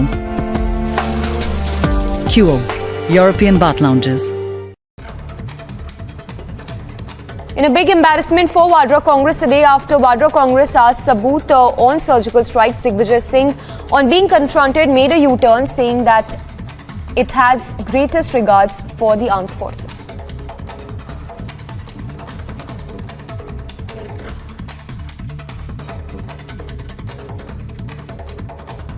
Party ने किनारा कर लिया, पर क्या कायम है आप अपने बयान पर? Statement, how it can be wrong? The comments made are the comments by the opposition. I have got the greatest regard and respect for our defense forces, and I hold them in highest esteem. But NI has already presented a charge sheet.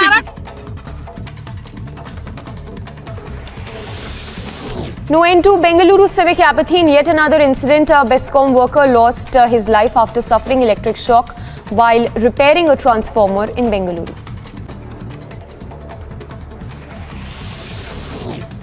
Days after the centre blocked airing of BBC documentary on Prime Minister Modi, a complaint was filed over the screening of the controversial series at the University of Hyderabad campus.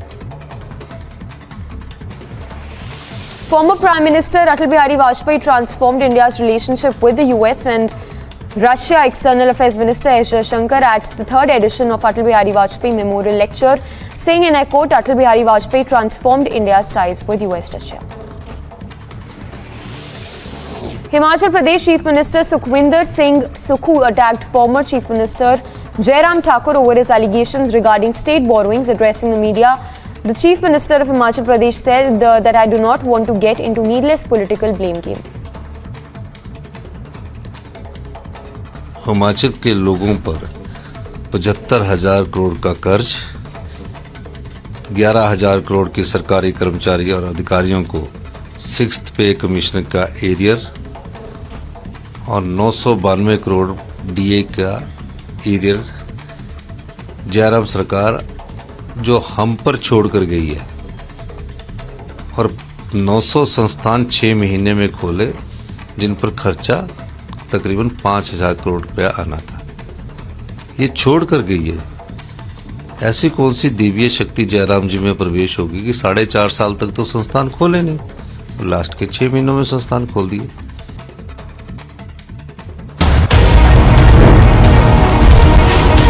Republic 48.3%, 374% more viewership than News 18 in super prime time. Content supremacy has destroyed the landing experiment. Republic TV, voice of the people.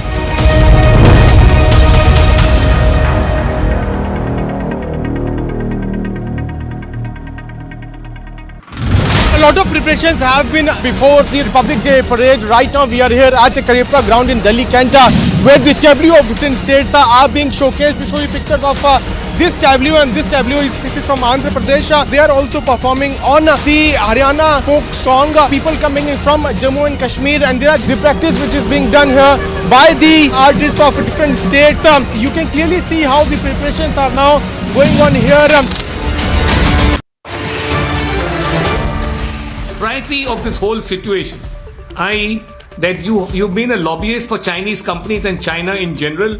China looks upon you personally with great favor. Jairam Ramesh is in the middle of big controversy. Will he come out clean on the China links? Debate on the other side.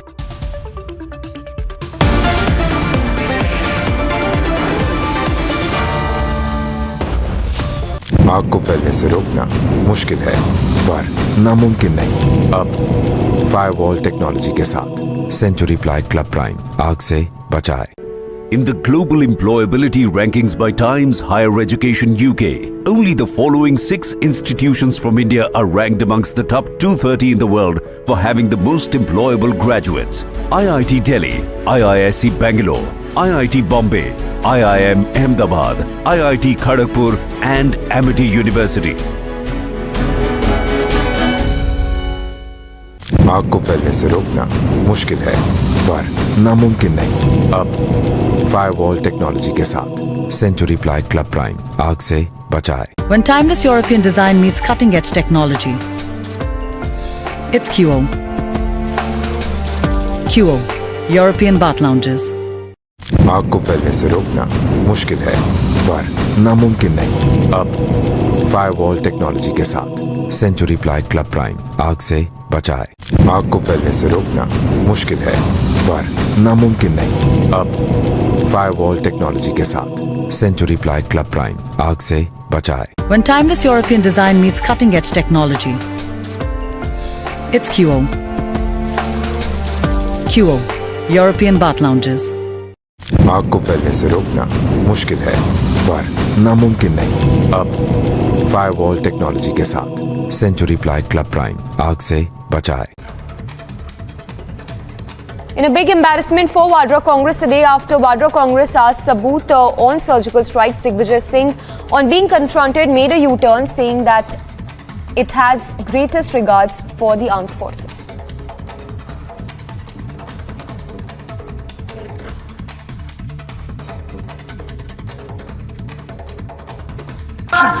Party ने किनारा कर लिया, पर क्या कायम है आप अपने बयान पर? Statement, how it can be wrong? The comments made are the comments by the opposition. I have got the greatest regard and respect for our defense forces, and I hold them in highest esteem. But we NI has already presented a charge sheet.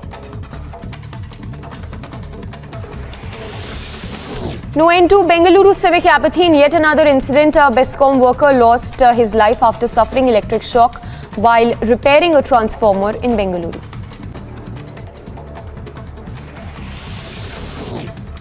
Days after the centre blocked airing of BBC documentary on Prime Minister Modi, a complaint was filed over the screening of the controversial series at the University of Hyderabad campus.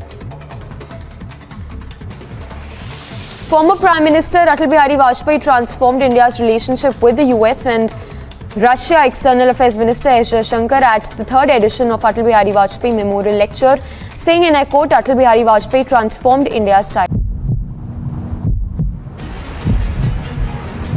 पूरे अनुशासन में sir सवाल हम आपसे पूछ रहे हैं। Sir, why are you removing our mic? Because I am removing it because I want to put it First, let me tell you. 1 second. Yeah, you just answer. Sir हम पूरे अनुशासन में आपसे सवाल पूछ रहे हैं. You just see. What kind of attitude this is? I have the video recording with me. No one said, no one did put the mic on your mouth. This is just you putting the words only.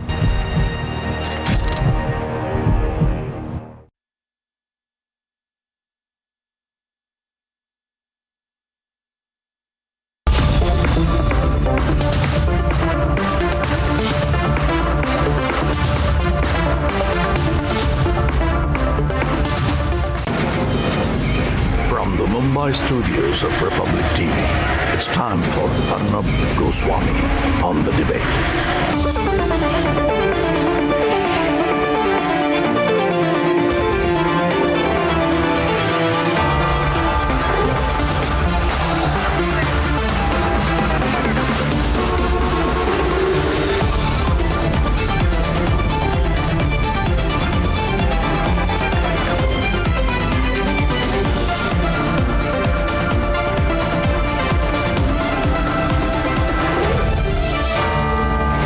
Arnab Goswami on the debate at 10, powered by Century Pro Wood and Panasonic.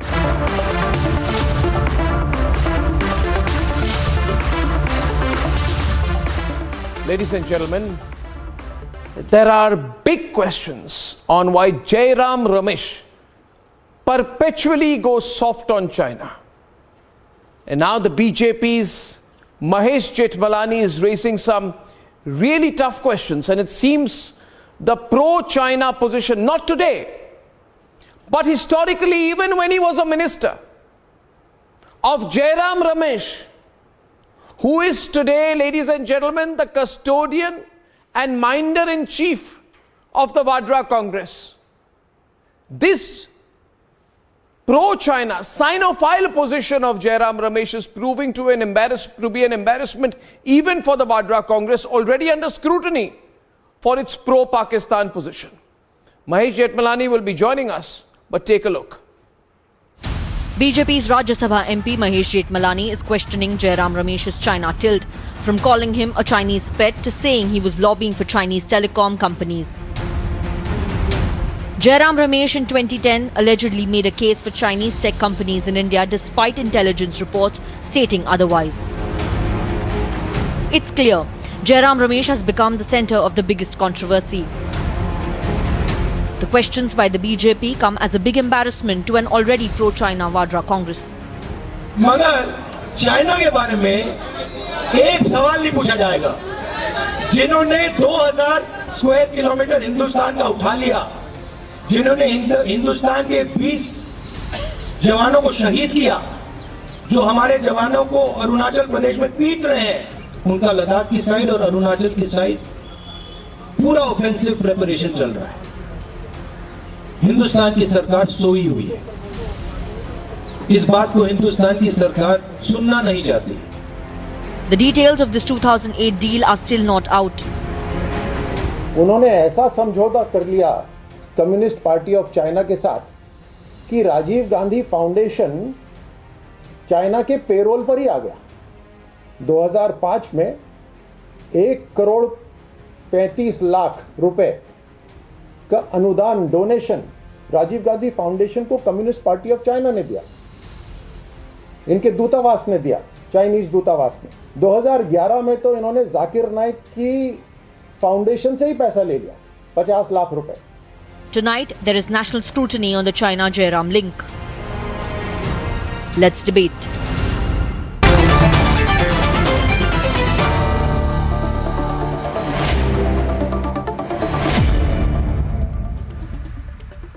Supreme Court senior advocate and member of parliament of the BJP, Mahesh Jethmalani. Mr. Jethmalani, your tweet is circulated, spoken about, headline item. It also brings to the attention what many people knew, many suspected, but few spoke about. You say that Jairam Ramesh is a Chinese lobbyist. Is that your phrase? You say he's been lobbying for Chinese telecom. And you've been pushing his pro-China position.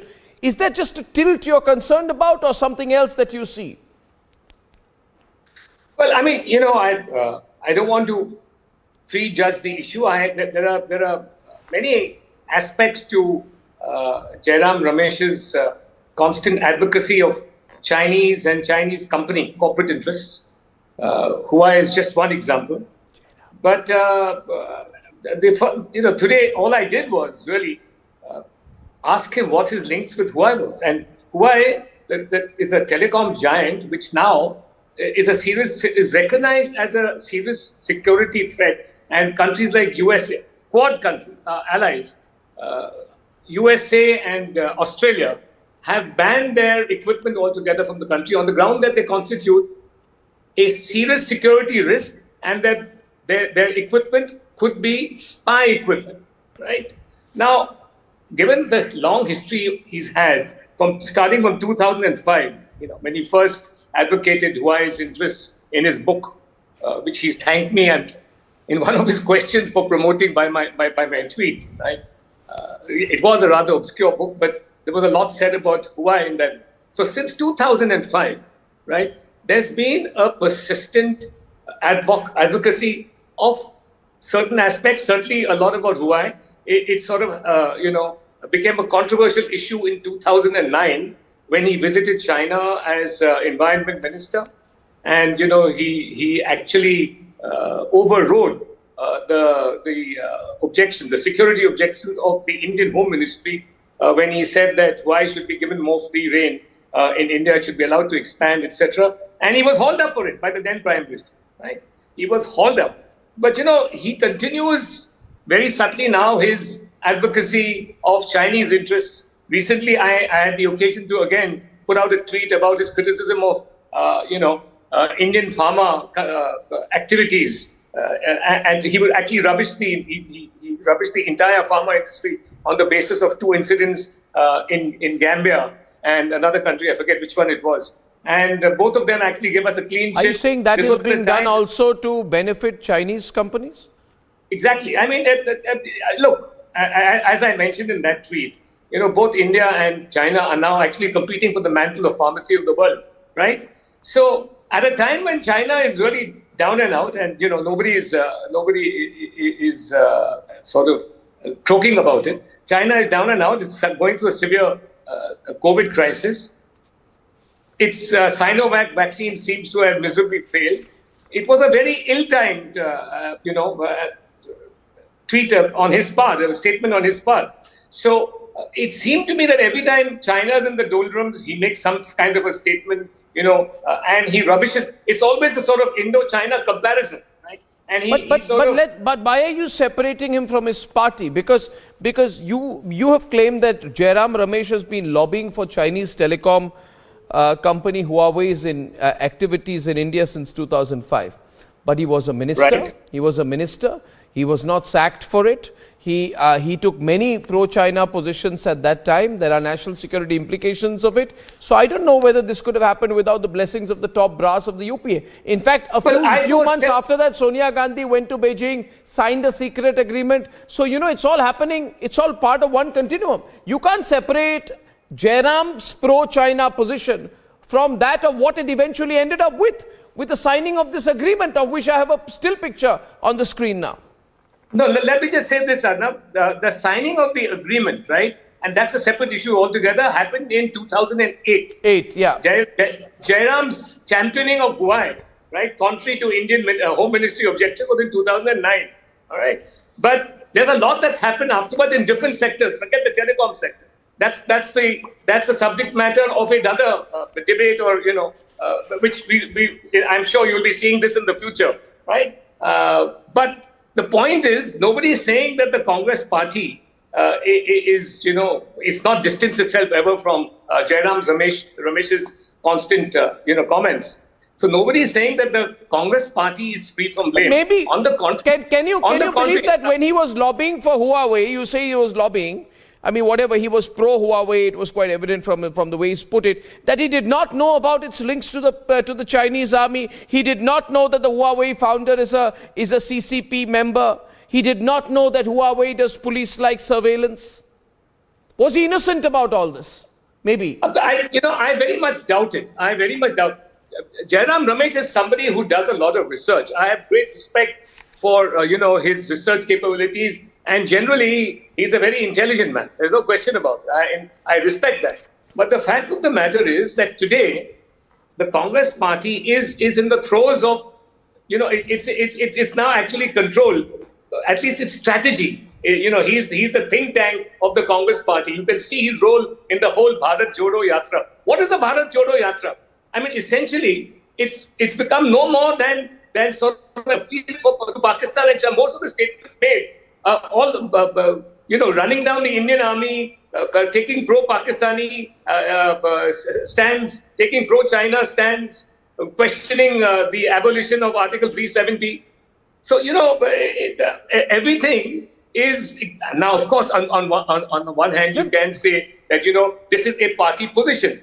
But when you combine it with the fact that when he was a minister, he had the gumption to override and actually mock the Home Ministry objections about a So it's a dangerous situation where you're saying a person who is a minder for the Vadra Congress has a very suspicious fondness for Beijing. He is a strategist. He's guiding policy. He's guiding their activities right now. I mean, the Bharat Jodo, he's in the forefront of the Bharat Jodo Yatra. So, as I said, I'm not. And look at the response today. I mean, look at his response to the tweet. All that he was asked was, please disclose. It behoves you. He says you're part of the Central Bureau of Insinuation of Innuendo. He says that you are working overtime to malign him. He says he wants to battle. He says if you tweet on, you are going to be damned.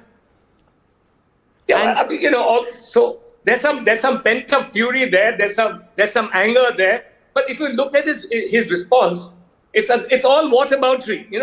He's talked about who started who. Of course, in 2000, Atalji was the Prime Minister, but we had friendly relations. We were in talks with China at that time. Nobody suspected China. The whole world had integrated China into the international trade and commerce system. Everybody thought it would make China a responsible stakeholder. We have now been everybody is proved to be unwise about that decision. Today, China is an adventurous nation. It's an expansionist nation, right? Should you be still all the time taking positions, particularly when we have a serious border issue and we're losing Jawans and retaliating against the Chinese soldiers? Should we be saying that things are wrong? So come to think of it, and just pause while viewers, you're watching this tonight as Mahesh Jethmalani is going extremely aggro on the subject. Think about one simple fact. Ask yourself, has any member of the Vadra family or Jairam Ramesh ever specifically taken on China except in the context of making false claims that they've taken our territory and our soldiers are being beaten, which is a profound lie. But have you ever seen, it's incredible, I'm just thinking as you're speaking tonight, Mahesh, not once has the Congress party in the last 15 years since Sonia Gandhi signed that agreement, or should I say Sonia Gandhi made her son sign that agreement in the presence of Xi Jinping. What an outrage, what an outrage, how shameful. Sonia Gandhi, how could you do something like this? This picture, an abomination, that a leader of a sovereign nation, even if you are not an elected leader or elected prime minister, the picture on your screen stands there dutifully. Sonia Gandhi, Antonia Maino, viewers, can I have the pictures on the screen? Sonia Gandhi, Antonia Maino stands there, ladies and gentlemen, not this one, yes, this one, and watches on carefully and closely while she makes her son, ladies and gentlemen, sign an agreement. Now this happens. Rahul Gandhi is not a child. He's around 39, 38 years old when he's signing an agreement. In his capacity as leader of a party, Sonia Gandhi watchfully looking. If you see Xi Jinping is having a sideways glance, he knows he's captured the moment. And this agreement has never been public. And viewers, next time the Congress party opens its mouth, ask yourself, and I'm asking the question tonight, Mahesh, has the Congress party, the Vadra Congress, or any member of the Vadra family spoken one word questioning China after that, except to say, oh, you know, they are doing too much trade with India. Oh, you know, they've captured land. Oh, they have a vision. But never a specific question on Huawei. Never a specific question on ZTE. Never a specific, not one specific question on China. Incredible, incredible, Mahesh, incredible. And Arnab, just one more thing. No pushback, no recognition or acknowledgement by the Congress party, Jairam, Ramesh, etc., on the pushback that India has done. Never. Huawei, under ED and income tax gaze and action, right, have been forced almost to leave India. They've scaled down their R&D department, which started in 2000, in the year 2000. They've scaled it down. There is a lookout notice, which is, of course, now the subject matter of a dispute in the Delhi High Court. But there's a lookout notice, or there was a lookout notice against the CEO of Huawei for all these shenanigans, under invoicing and so on and so forth. Money laundering is another charge against Huawei. Yeah. And in the Chinese companies, Oppo, Vivo, Xiaomi. So there's a huge pushback in India. They don't acknowledge that. What do you have to say about Will you pull that? back? He's trying to say that he's going to, that if you tweet on, you're going to be damned. I don't know if that's an implicit threat, but... It is, obviously, isn't it? No, I mean... Nobody takes such threats seriously. I don't even know if it's a threat, but, It's getting serious, Mahesh. It's getting very serious. Well, I'm not shivering, I can assure you. Well, certainly you're not. Mahesh Jethmalani, you've rekindled a big debate, necessary debate, I would say, in the context of the independence of our foreign policy. I thank you for joining me tonight. Mahesh Jethmalani there, viewers, big controversy. I think somewhere, Tushar, I don't think Jairam is being able to handle this. He knows that he has his own historical record against him here.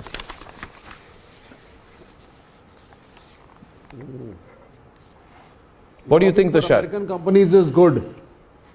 Arnab, we always look at the Congress's protest in a political manner. Hold on. Do we share a national security threat with these European and American companies? Who's this person going on and on? Look, Arnab, we always look at the Congress protest in a political way. But if you look at the pattern, the Congress for the last 8 years has been attacking India's economy every time Narendra Modi has pursued Atmanirbharta. You go back to the farm protest. It was about farmers, agriculture, whatever. The Congress is talking about Adani and Ambani. And which is that one company which was building an indigenous 5G system? It was Ambani's company, Jio. And which was that one company that was banned from 5G trials by this very government? It was Huawei.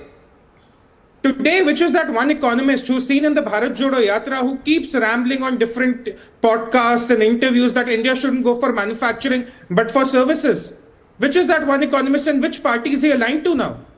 Why is the Congress against India's manufacturing ambitions, which complements its growing economy? That is the question I need to ask. And why do they want the Indian manufacturing sector to be dependent on China forever? So you're saying there's a larger thing here. Now, Kamru, I did some research, and it appears that Jairam Ramesh in 2009, when he was Environment Minister, was talking about striking deals with China for quote-unquote monitoring the Himalayan glaciers through a quote-unquote collaborative research program. This country lays claim on Arunachal Pradesh, and Jairam Ramesh wants to have a collaborative research program for monitoring the Himalayan glaciers with China. Did he not know about the security risks of China in the region? All these facts are coming out now and people have a right to ask. Kamru? Arnab, just permit me. To this specific case, what do you say? This is a very serious allegation that a nominated member of the Rajya Sabha, though he was speaking as a, a spokesperson of the Bharatiya Janata Party, but Arnab, the serious allegation that this nominated member of the Rajya Sabha made today is very, very serious in nature. Yes, it is. He has said that the lobbying by Jairam Ramesh in favor of the Chinese companies. As we all know, lobbying is banned in India. So Arnab, through your channel, may I ask the government to bring it on? Order an NIA inquiry into the entire deal, please. Otherwise, keep the shut. No, NIA deal, Because NIA agreement, you have NIA investigation into what? Huawei. Why government stopped the Huawei? Why government blocked Huawei from 5G? We are not bothered about Huawei. We are least bothered about this. When you accuse something, you need to prove it. Otherwise, I will rather challenge the entire ecosystem led by this member of the BJP who was masquerading as a nominated member of the Rajya Sabha, coming and accusing one of the premier members of the Congress party. What do you mean premier members? That we are hobnobbing with the Chinese. And No, it's only certain questions. It's only certain questions. We are still a democracy. And the question is, Kamru, legal action against this masquerade. Kamru, I'll get Professor Rakesh Sinha on. Thank you, Kamru. Till the time it is proved, please keep Rakesh Sinha, Congress party said BJP should keep shut about this case. They should not talk about Jairam Ramesh or his China angle anymore. Right? But it doesn't seem the BJP or specifically Mahesh Jethmalani is giving up. Right? The Congress policy has been since Nehruvian age, the subordination to the China. And Jairam Ramesh lobbying, it is a factual thing which a nominated member of the Rajya Sabha, Mahesh Jethmalani, presented. These are factual things when the allegation is Jairam Ramesh lobbied for a particular Chinese company.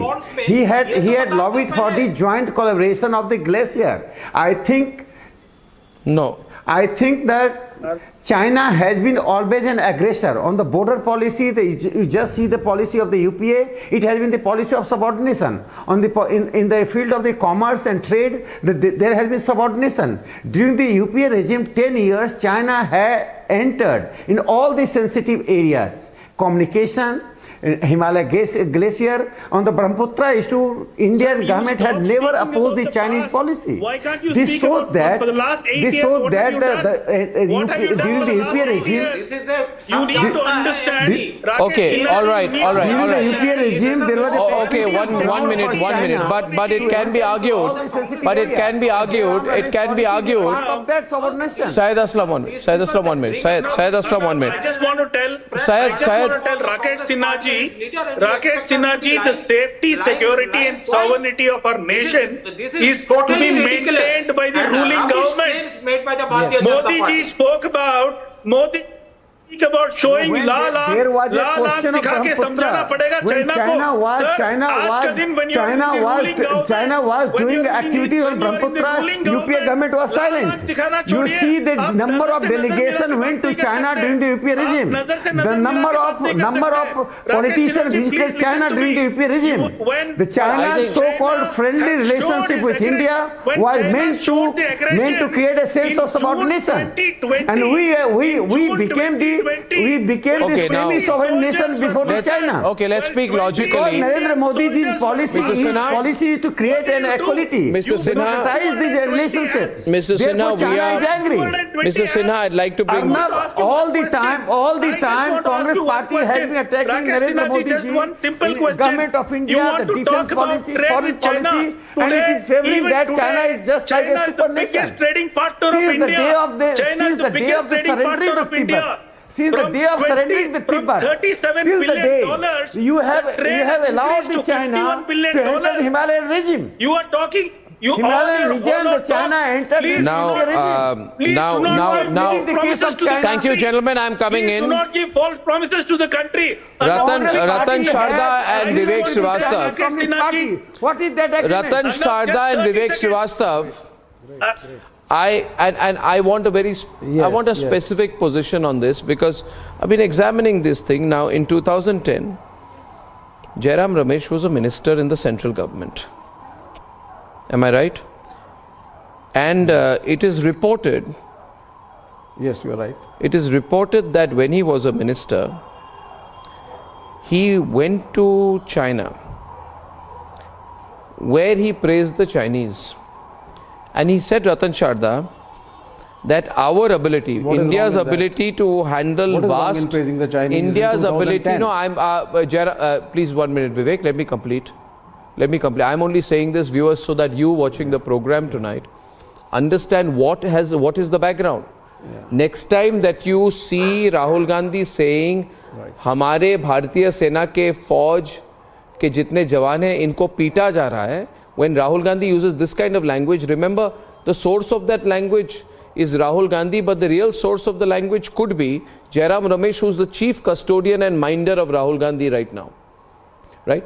And Jairam Ramesh went to China in 2010 and he said, Ratan Sharda, that India's ability to handle vast hydroelectric projects is much less than that compared to China.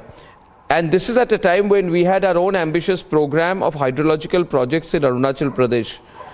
If you go to China and you say our country has no ability, in fact suggesting some kind of Chinese technological intervention in Arunachal Pradesh, and this has been reported, that India needs, according to Jairam Ramesh, Chinese expertise for projects in Arunachal Pradesh. This is openly compromising India's national security. This is openly compromising India's national security. Absolutely not. Every country takes techno help from somebody or the other. It's a very common thing in geopolitics. अरे भाई आप तो China का side लोग उनको पता ही है ना, तो can I speak? With the Chinese. नहीं चाइना का See, you're being subdued to Chinese power is very clear because you're influenced by China, Chinese Communist Party. You will speak what Chinese Communist Party speaks, so I'm not surprised. Can I come back to Jairam Ramesh? कोई money trail नहीं है, कोई bank account नहीं है. अरे भाई आप तो अभी जयराम रमेश की बात कर रहे हैं ना, तो चाइना से हेल्प ले क्या ट्रेलिंग के लिए? आप तो चाइनीज कम्युनिस्ट पार्टी के साथियों समझ गए ट्रांजैक्शन है ना, राजीव गांधी फाउंडेशन का ट्रांजैक्शन है, 1.35 करोड़ का ट्रांजैक्शन है राजीव गांधी फाउंडेशन का. Let me go back a little. The Congress party has always been in cahoots with foreign companies. Anybody remembers Anderson, who was taken away from Bhopal? The Union Carbide chief was taken away from Bhopal. अब मैं बोलूं विवेक जी, अरे आप बोलूं मैं, Vivo, Oppo, etc. अरे धीरे धीरे आ रहा है ना. Your problem is that India is stretching away the manufacturing base of China. India is producing maximum number of mobile phones so far it was doing. So India has snatched away manufacturing from China of mobile phones. So what is your problem? Now let me come to more serious issue. See, Congress has a record. अरे भैया बस करो renting ना, renting बस करो आप. No longer a developing nation.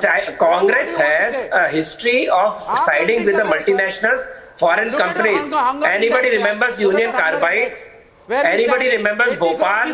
Anybody remembers Anderson who was escorted out of India by Arjun Singh and Rajiv Gandhi? And you remember there was a Katrok uncle who stayed in the Prime Minister's house, who was uncle to the children of this Congress party and who was allowed to defreeze his account and vanish from India? Do you remember the Chinese MOU signed and you talked to 2010? 2010 the agreement was signed. No, the MOU was signed in 2008. No, Ratan Sharda, you're wrong. Don't spread the word. Ratan Sharda, the MOU was signed 1 minute. Kamru, 1 minute. See, I'll tell you, just 1 minute. Please, viewers of Republic, listen to me. Now, when we come to a conclusion, or even before we come to a conclusion, we place a series of facts. The series of facts are like this. Jairam Ramesh is pro-China. He goes as a minister to China. He praises China. He says that we must take Chinese expertise for projects in Arunachal, which China claims, which is an automatic way to give China an entry in Arunachal Pradesh. You see the point? Now, Chinese expertise, if it is taken for hydroelectric projects in Arunachal Pradesh, cannot be done without allowing Chinese nationals into Arunachal Pradesh. In other words, Jairam Ramesh is batting Tushar for the entry of Chinese professionals to handle hydroelectricity projects in Arunachal Pradesh, which is you have to be ignorant, you have to be an ignoramus on strategic issues to be advocating something like this. After that, so I see a motive. I am an Indian. I don't like an Indian political party whose views on national security are not clear. India was promoting the digital banking. Arnab, to complement your research, एक second. सुनिए. Is funded by No, I'll take it further, Syed, 1 minute. Syed, I'll take it further. Around the time that Jairam Ramesh, 1 minute, let me speak. Around the time that Jairam Ramesh goes to China, a few years before that, and wants Chinese investment and expertise in hydroelectric projects in Arunachal Pradesh, and around the time he's praising Huawei indirectly, it is around this time, ladies and gentlemen, that the Rajiv Gandhi Institute of Contemporary Studies, right, gets donations from the Chinese government. And it is around this time that Sonia Gandhi signs a secret agreement propaganda magazines. Is it with the Chinese Communist Party magazines or the OP India propaganda magazines that you are citing? Where do you get this rubbish report, sir? Arnab, this propaganda, one simple point. What is propaganda? One simple point. What is propaganda? What is propaganda, sir? No, Arnab, you know what is the biggest channel? No, 1 minute. Tushar, he accused me of propaganda. I must respond. I'll give you facts. No, I want to, I don't take a challenge. I'm saying, no, Tushar, he's challenging me. Tushar is challenging me. I have to respond. Tushar, give me a moment. I have to deal with him. Now, Kamru, don't repeat yourself. You said something I said was propaganda. Please tell me what I said was propaganda. I'll reply to you. 1,76,000 crore was the loss in the 2G scam. What happened to that bloody propaganda? I call it a bloody propaganda. I'm not ashamed and I will not apologize. What happened to that? You don't have to apologize because that is the kind of language you regularly use. No, and are you trying to lobby for Chinese companies? You are frustrated because Huawei is not being allowed into the 5G. You are frustrated because Huawei has not been allowed into the 5G auctions. You are frustrated because Huawei has not been allowed. Ask the ruling BJP government when they promoted digital banking. I'll make one point. Arnab, let the two congresses decide who want to fight. They've lost control. Now you ask them on China, they behave like this. But volume fathers, viewers, you see everyone on the screen. When you ask them about China, they get all very shaky. They get shaky. But I remember the 53-year-old, 54-year-old adolescent saying, China has a vision, we don't have a vision. China has a strategy, we don't have a strategy. Jairam Ramesh says, China has technology, we don't have technology. What's wrong in saying that? What's wrong in saying that? Fine, you are from a party. That doesn't mean that that is compromised that throughout. Mean that he doesn't like India. He loves India. Yeah. He has walked for 3,000 kilometers just to Bharat Jodo Yatra. It's for the integrity of the nation. He is not from my party, but I praise him. 1 minute. He's a solid guy. Vivek Srivastav, I have a complete response to you. I'll tell you one thing. Vivek, volume down. I'm responding to him right now. Vivek, just pay close attention to what I say. Pay close attention to what I say. Every Ethiopian marathoner who's running across in the Mumbai marathon is not in love with India. So doing a marathon does not prove that you love India. Have you got your answer? Now answer the question on China. That's absolutely not. I'll make one point. If Vivek had his way, India would never have defense and something good done by any other country. There's nothing wrong with it. Ratan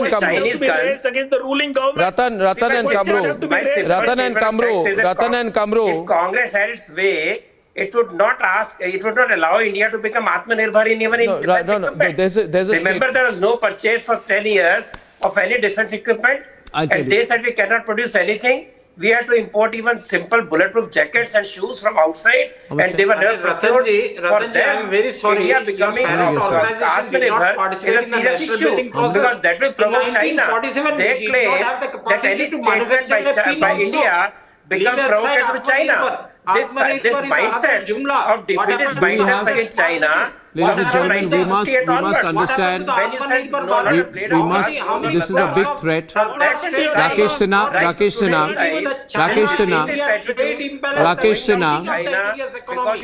Sinha, do you stand with what Mahesh Jetpalani has raised, your colleague in the Rajya Sabha?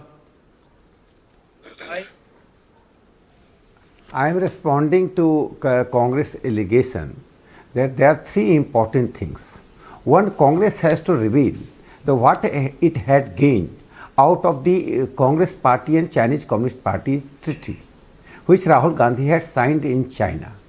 Second important thing is that while Congress Party had sabotaged during the UP regime, the self-reliance of India by inviting Chinese companies. I'm closing this debate, ladies and gentlemen. I'm closing this debate. Why Jairam loves China is his business, but if it has national security implications, it is Republic's business, it is our business, and we have every business to question him. And ladies and gentlemen, from the University of Hyderabad to predictably the JNU Students' Union, there was an obstinate attempt by the Tukre gang to provoke over a propaganda docu-series by the BBC. The lobby is celebrating it.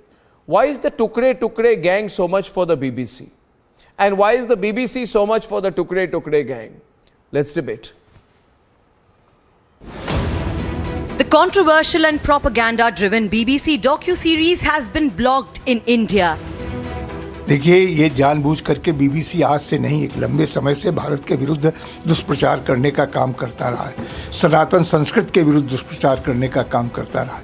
और आज जो documentary BBC के, हालांकि उसे ban कर दिया गया, लेकिन जानबूझ करके इस तरीके षड्यंत्र हैदराबाद यूनिवर्सिटी के कुछ छात्रों द्वारा किया जा रहा है।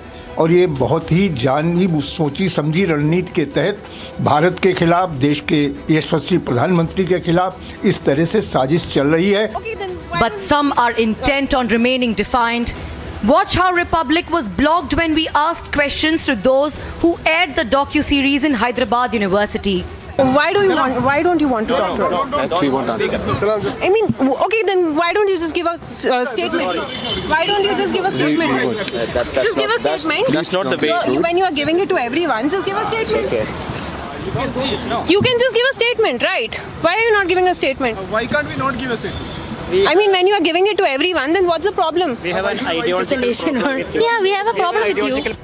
In Thiruvananthapuram, some left groups screened the film. This is like a campaign, a high decibel campaign is being done over here, trying to create a kind of a camaraderie between the students, trying to create a kind of unity among the students in form of creating a public opinion. In JNU, despite being denied permission, there are attempts to screen the blocked propaganda series. The Tukre agenda is facing counter-protests.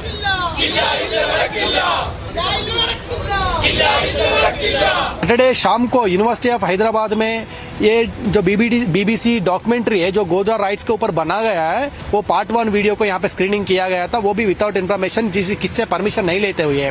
Campus fraternity का एक group है जिन लोग पूरा खिचड़ी जैसा सब मिलाकर ऐसा एक इस्लामिक आइडियलाइज से जो बनते हैं आते हैं, वो स्टूडेंट्स, वो विचारधारा स्टूडेंट्स कैंपस के अंदर वो टेलीकास्ट करता है। The law minister has called out the Tukre gang. Many recognize the anti-national propaganda. No matter what internal differences we may have, we shouldn't let that be exploited by foreign entities. We shouldn't let that be exploited by external agencies to create division in this country. Even the US is not giving credence to the docu-series. I'm not aware of this documentary that you point to, but what I will say broadly is that there are a number of elements that undergird the global strategic partnership that we have with our Indian partners. There are close political ties, there are economic ties, there are exceptionally deep people ties between the United States and India. But the lobby is obsessed. So whose bidding are they doing? Let's debate.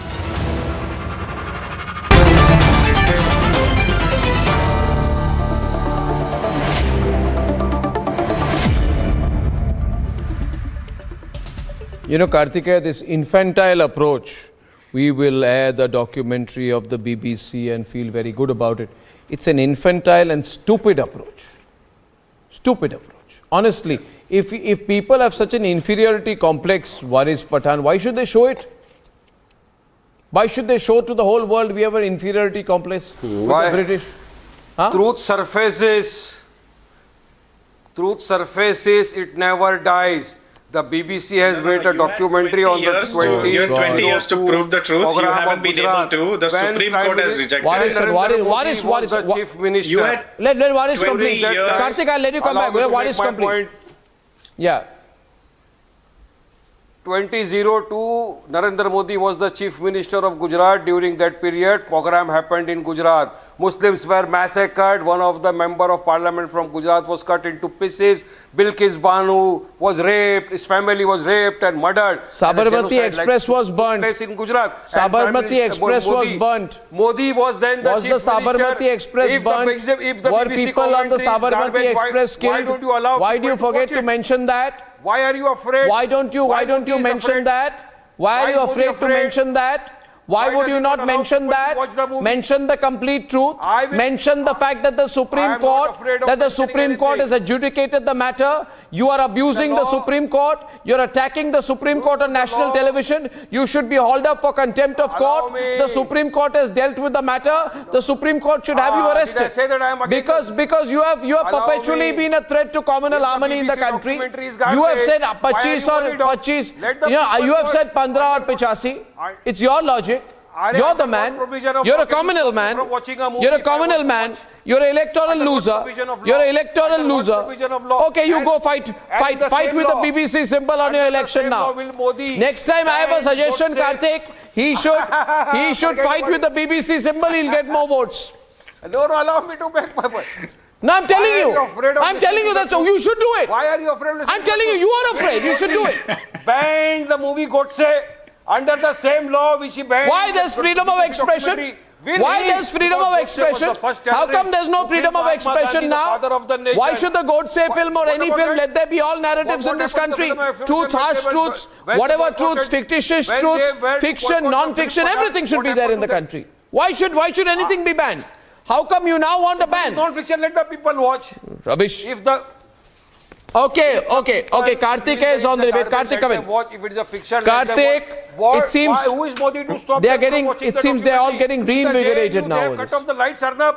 My information and instructions are there in the JNU. Before the screening of the documentary, they have cut off the lights. Now, is this democracy? Is this democracy we live in? When you want to watch a movie, you cut off the lights prior to the screening. And will Modi I think university, not a film theatre. You want to watch a movie? Exactly. Go to the theatre. Father of the nation, Mahatma Gandhi. Why?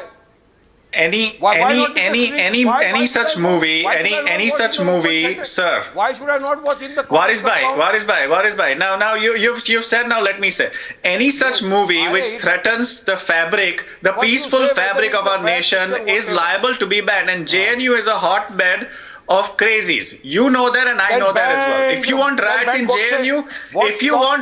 JNU, then you support it. If you want riots in JNU, if you want riots between Hindus and Muslims in the campus of JNU, you support it. And that has been your politics since years. My question is simple. That has been your politics since years. Why don't you boycott Godse? Right now there are some visuals of stone pelting between groups in JNU. All unnecessary tamasha going on, Kartik.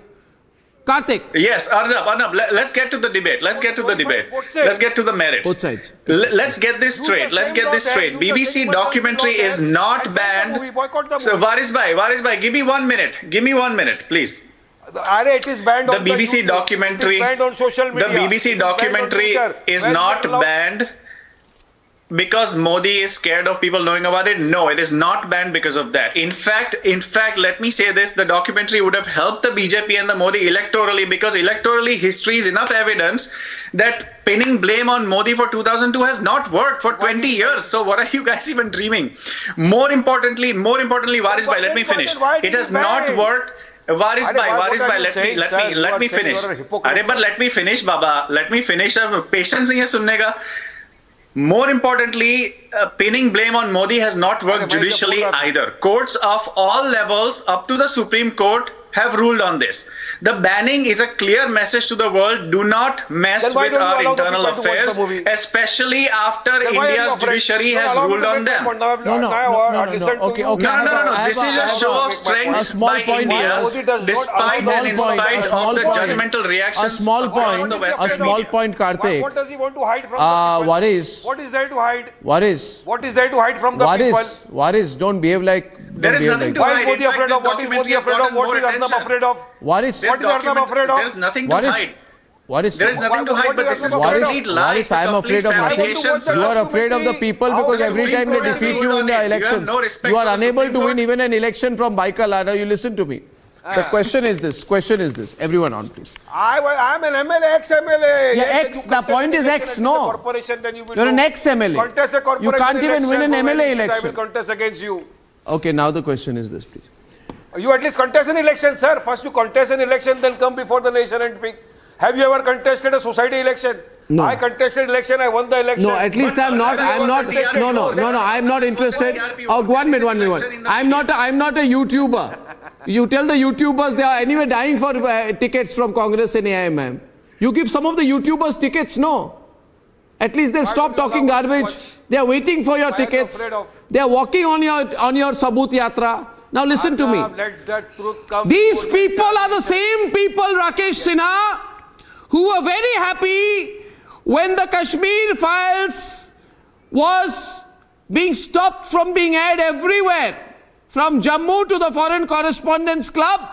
And when the Kashmir files was not allowed to be telecast in a movie theatre in Kolkata, these people like Vivek Srivastav was celebrating, Rakesh. These are 100% hypocrites. Don't shake your head, you are. Don't shake your head, you are. Can't hear him. Genocide of Hindus, whether in Kashmir or Bangladesh or Pakistan, is a secularism for them. And any attempt to protect the Hindus become the communal. As far as the BBC is concerned, it is a fraud. It has colonial mentality. It wants India to be balkanized. There is only common ground within the Indian left liberal and the BBC that India should be balkanized. Their vision of India is that breaking the India in different parts. That's why they are using the identity politics right from the beginning. Since for the last 20-30 years, BBC is trying to stop the emergence of the nationalist forces in this country. You see the BBC's approach to the Bharatiya Janata Party's ideology is leadership. It has been consistently making propaganda against Narendra Modi ji. And I am just finishing with one small quick point. When the Supreme Court has examined every propaganda, every allegation, who is the BBC? What BBC has the moral ground and constitutional ground? आप सुन लीजिए sir, Rakesh Sinha साहब, गुजरात का मुद्दा मरने दीजिए या ना दीजिए. अभी सत्ता आपके हाथ में है. You just listen that you are trying to create a nation within the nation. You are trying to create nation within the nation by polarizing the Muslim community and soliciting the help of the... Now I have a live report from Harsha, reporter who is with us now from JNU. Harsha, what's going on there, Harsha? Was there stone pelting? What's going on there?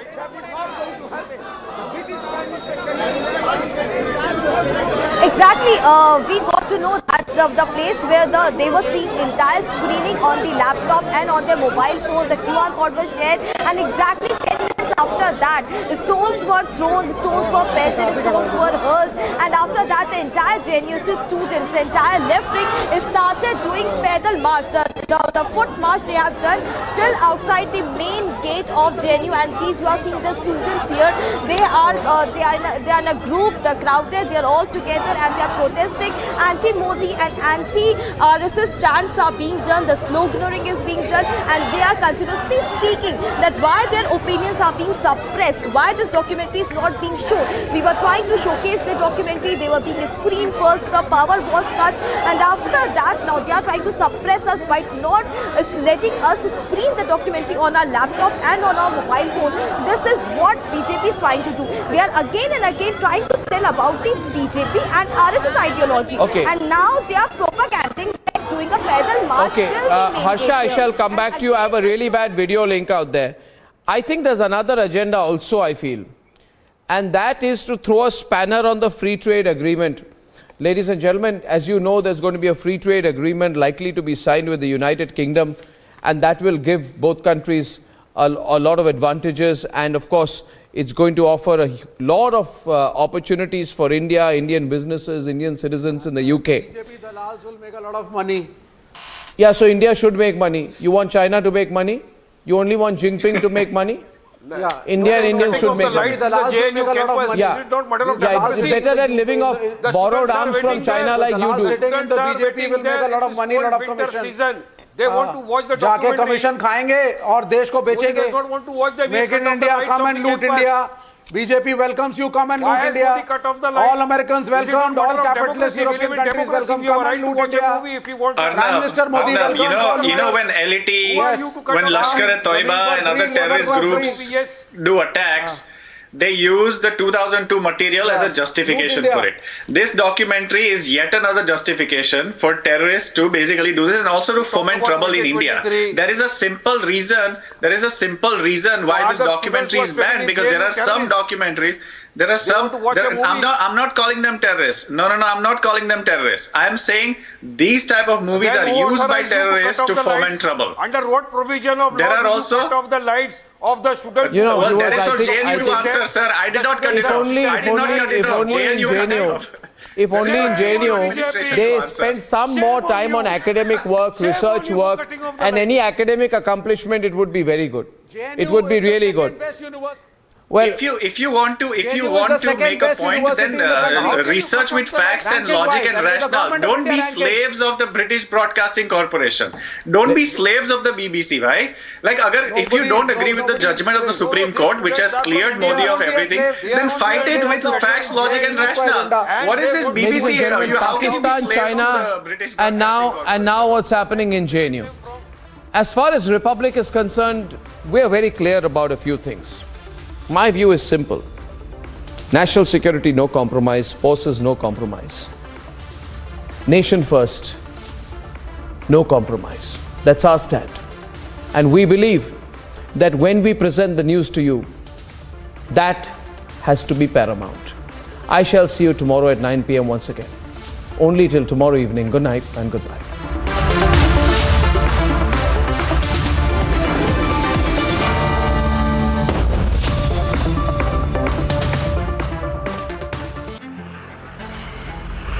Everything we know might well be at risk. The time to act is now. We must all be champions for sustainability, for the Earth. In the Global Employability Rankings by Times Higher Education UK, only the following 6 institutions from India are ranked amongst the top 230 in the world for having the most employable graduates. IIT Delhi, IISc Bangalore, IIT Bombay, IIM Ahmedabad, IIT Kharagpur and Amity University. आग को फैलने से रोकना मुश्किल है, पर नामुमकिन नहीं। अब फायरवॉल टेक्नोलॉजी के साथ सेंचुरी प्लाइड क्लब प्राइम आग से बचाए। In a big embarrassment for Vadra Congress today after Vadra Congress asked Saboot on surgical strikes, Digvijay Singh, on being confronted, made a U-turn saying that it has greatest regards for the armed forces.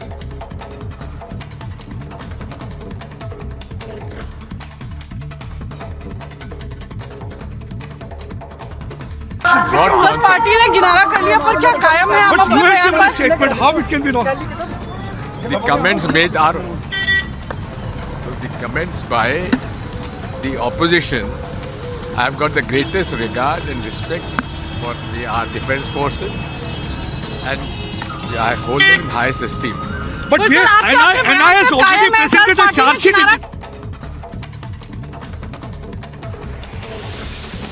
No end to Bengaluru civic apathy in yet another incident. A BESCOM worker lost his life after suffering electric shock while repairing a transformer in Bengaluru.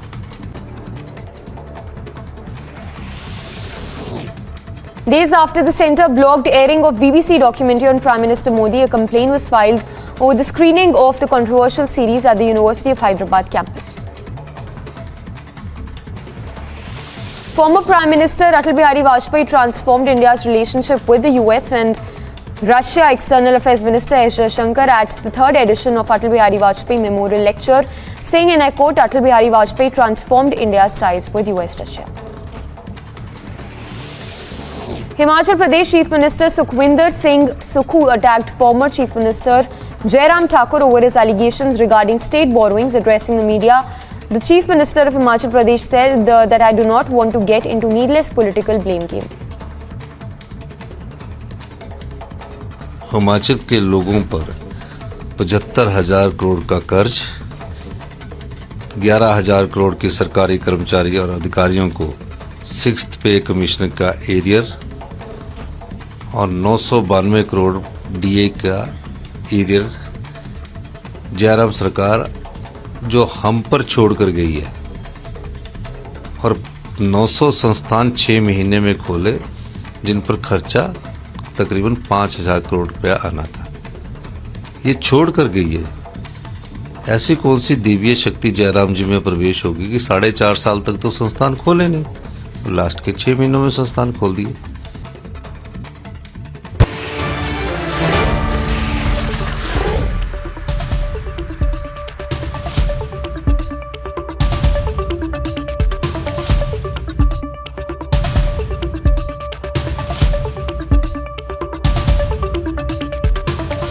Republic TV, we are continuously live from JNU, as we have seen continuously that how the screening was stopped by the JNU administration, and later on we saw that the screening was seen after Aishi Ghosh gave a speech that the entire JNSU have come collectively to see the screening.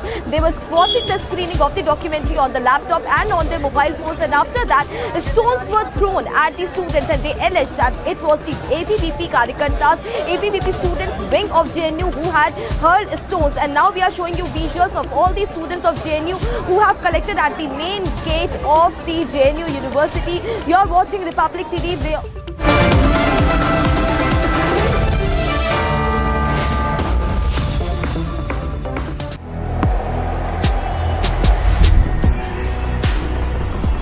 Everything we know, everything we love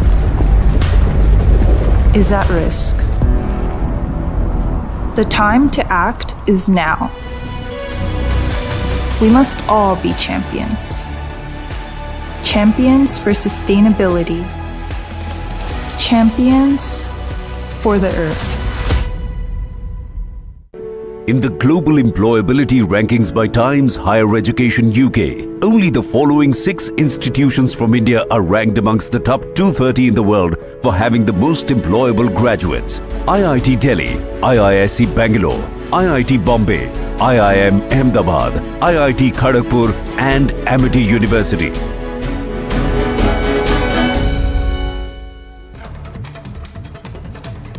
In a big embarrassment for Vadra Congress, a day after Vadra Congress asked Saboot on surgical strikes, Digvijay Singh, on being confronted, made a U-turn, saying that it has greatest regards for the armed forces.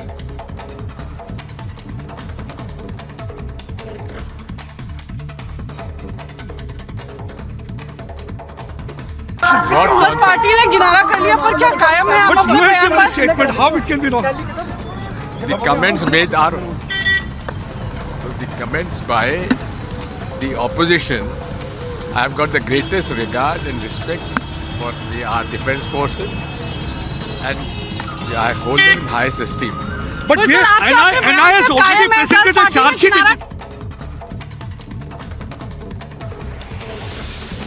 No end to Bengaluru civic apathy in yet another incident. A BESCOM worker lost his life after suffering electric shock while repairing a transformer in Bengaluru.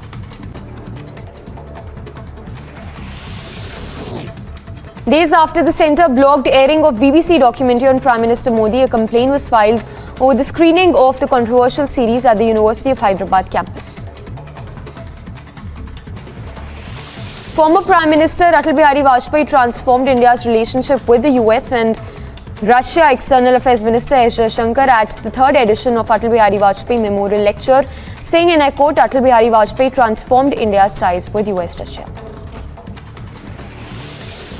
Himachal Pradesh Chief Minister Sukhwinder Singh Sukhu attacked former Chief Minister Jairam Thakur over his allegations regarding state borrowings. Addressing the media, the Chief Minister of Himachal Pradesh said that I do not want to get into needless political blame game.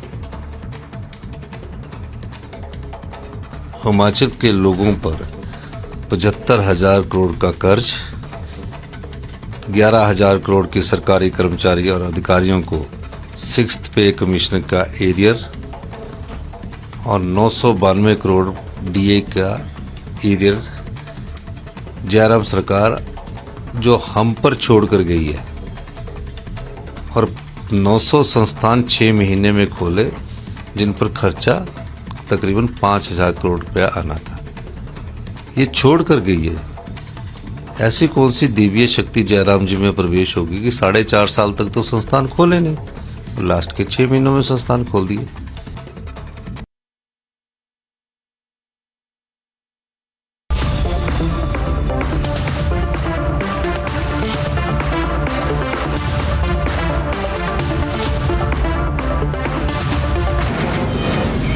From the Mumbai studios of Republic TV, it's time for Arnab Goswami on The Debate.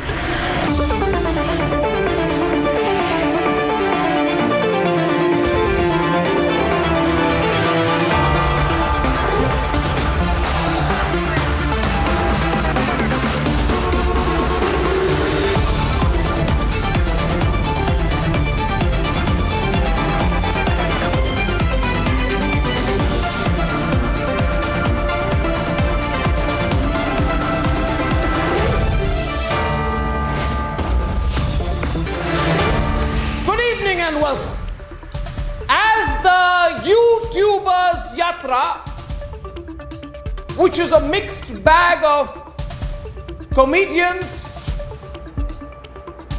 failed actors, failed political activists, YouTubers.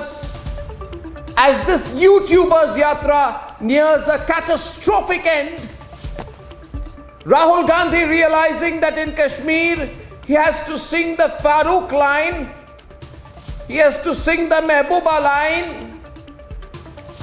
He is now refusing to act on the party's stand on Sabut for Balakot. He's trying to push that away, saying, oh, it's an individual view. No. He's not apologizing for it. That's the point.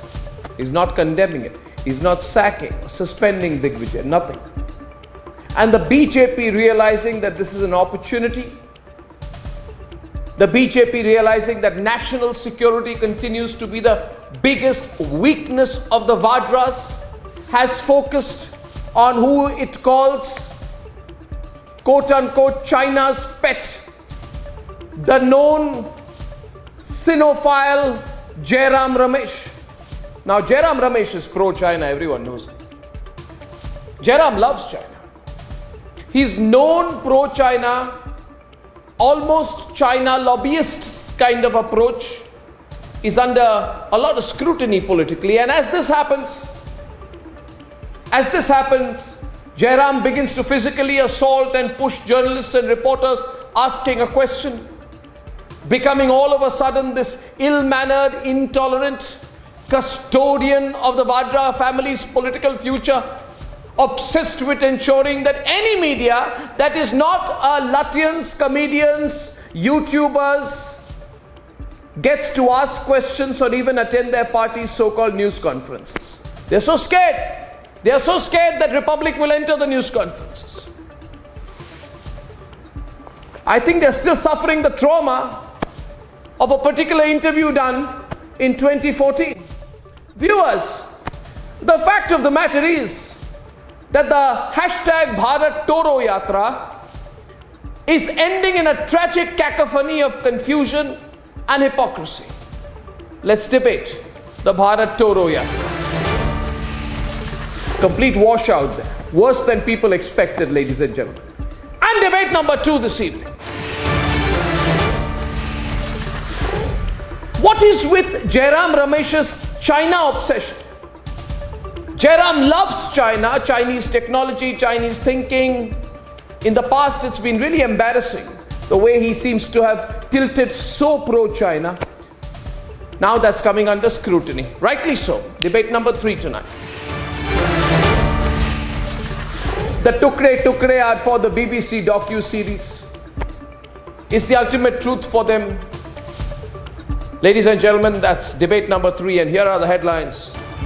This Tuesday evening on the Debate Tonight. Because I am removing it because I want to put it first. Tell you 1 second. Yeah, you just answer. Sir हम पूरे अनुशासन में आपसे सवाल पूछ रहे हैं. I'm not arguing with you. I'm just asking a question. You are arguing with me because you are.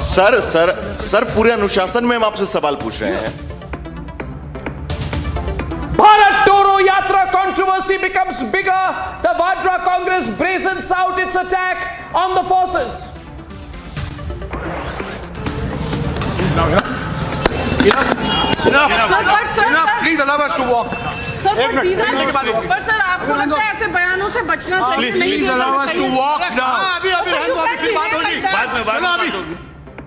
Physically pushing, attacking reporters, the Vadra Congress tries to throw a personal view excuse and spares serial offender Digvijay Singh, almost protecting him. Priority of this whole situation, that you've been a lobbyist for Chinese companies and China in general. China looks upon you personally with great favor.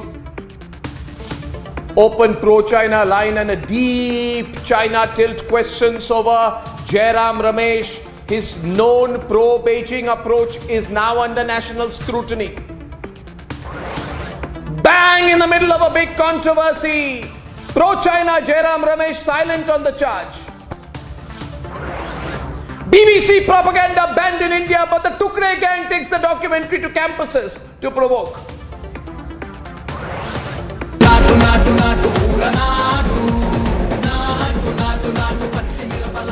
And phenomenally proud moment for India as RRR's Naatu now officially nominated for the Oscars along with 2 other films.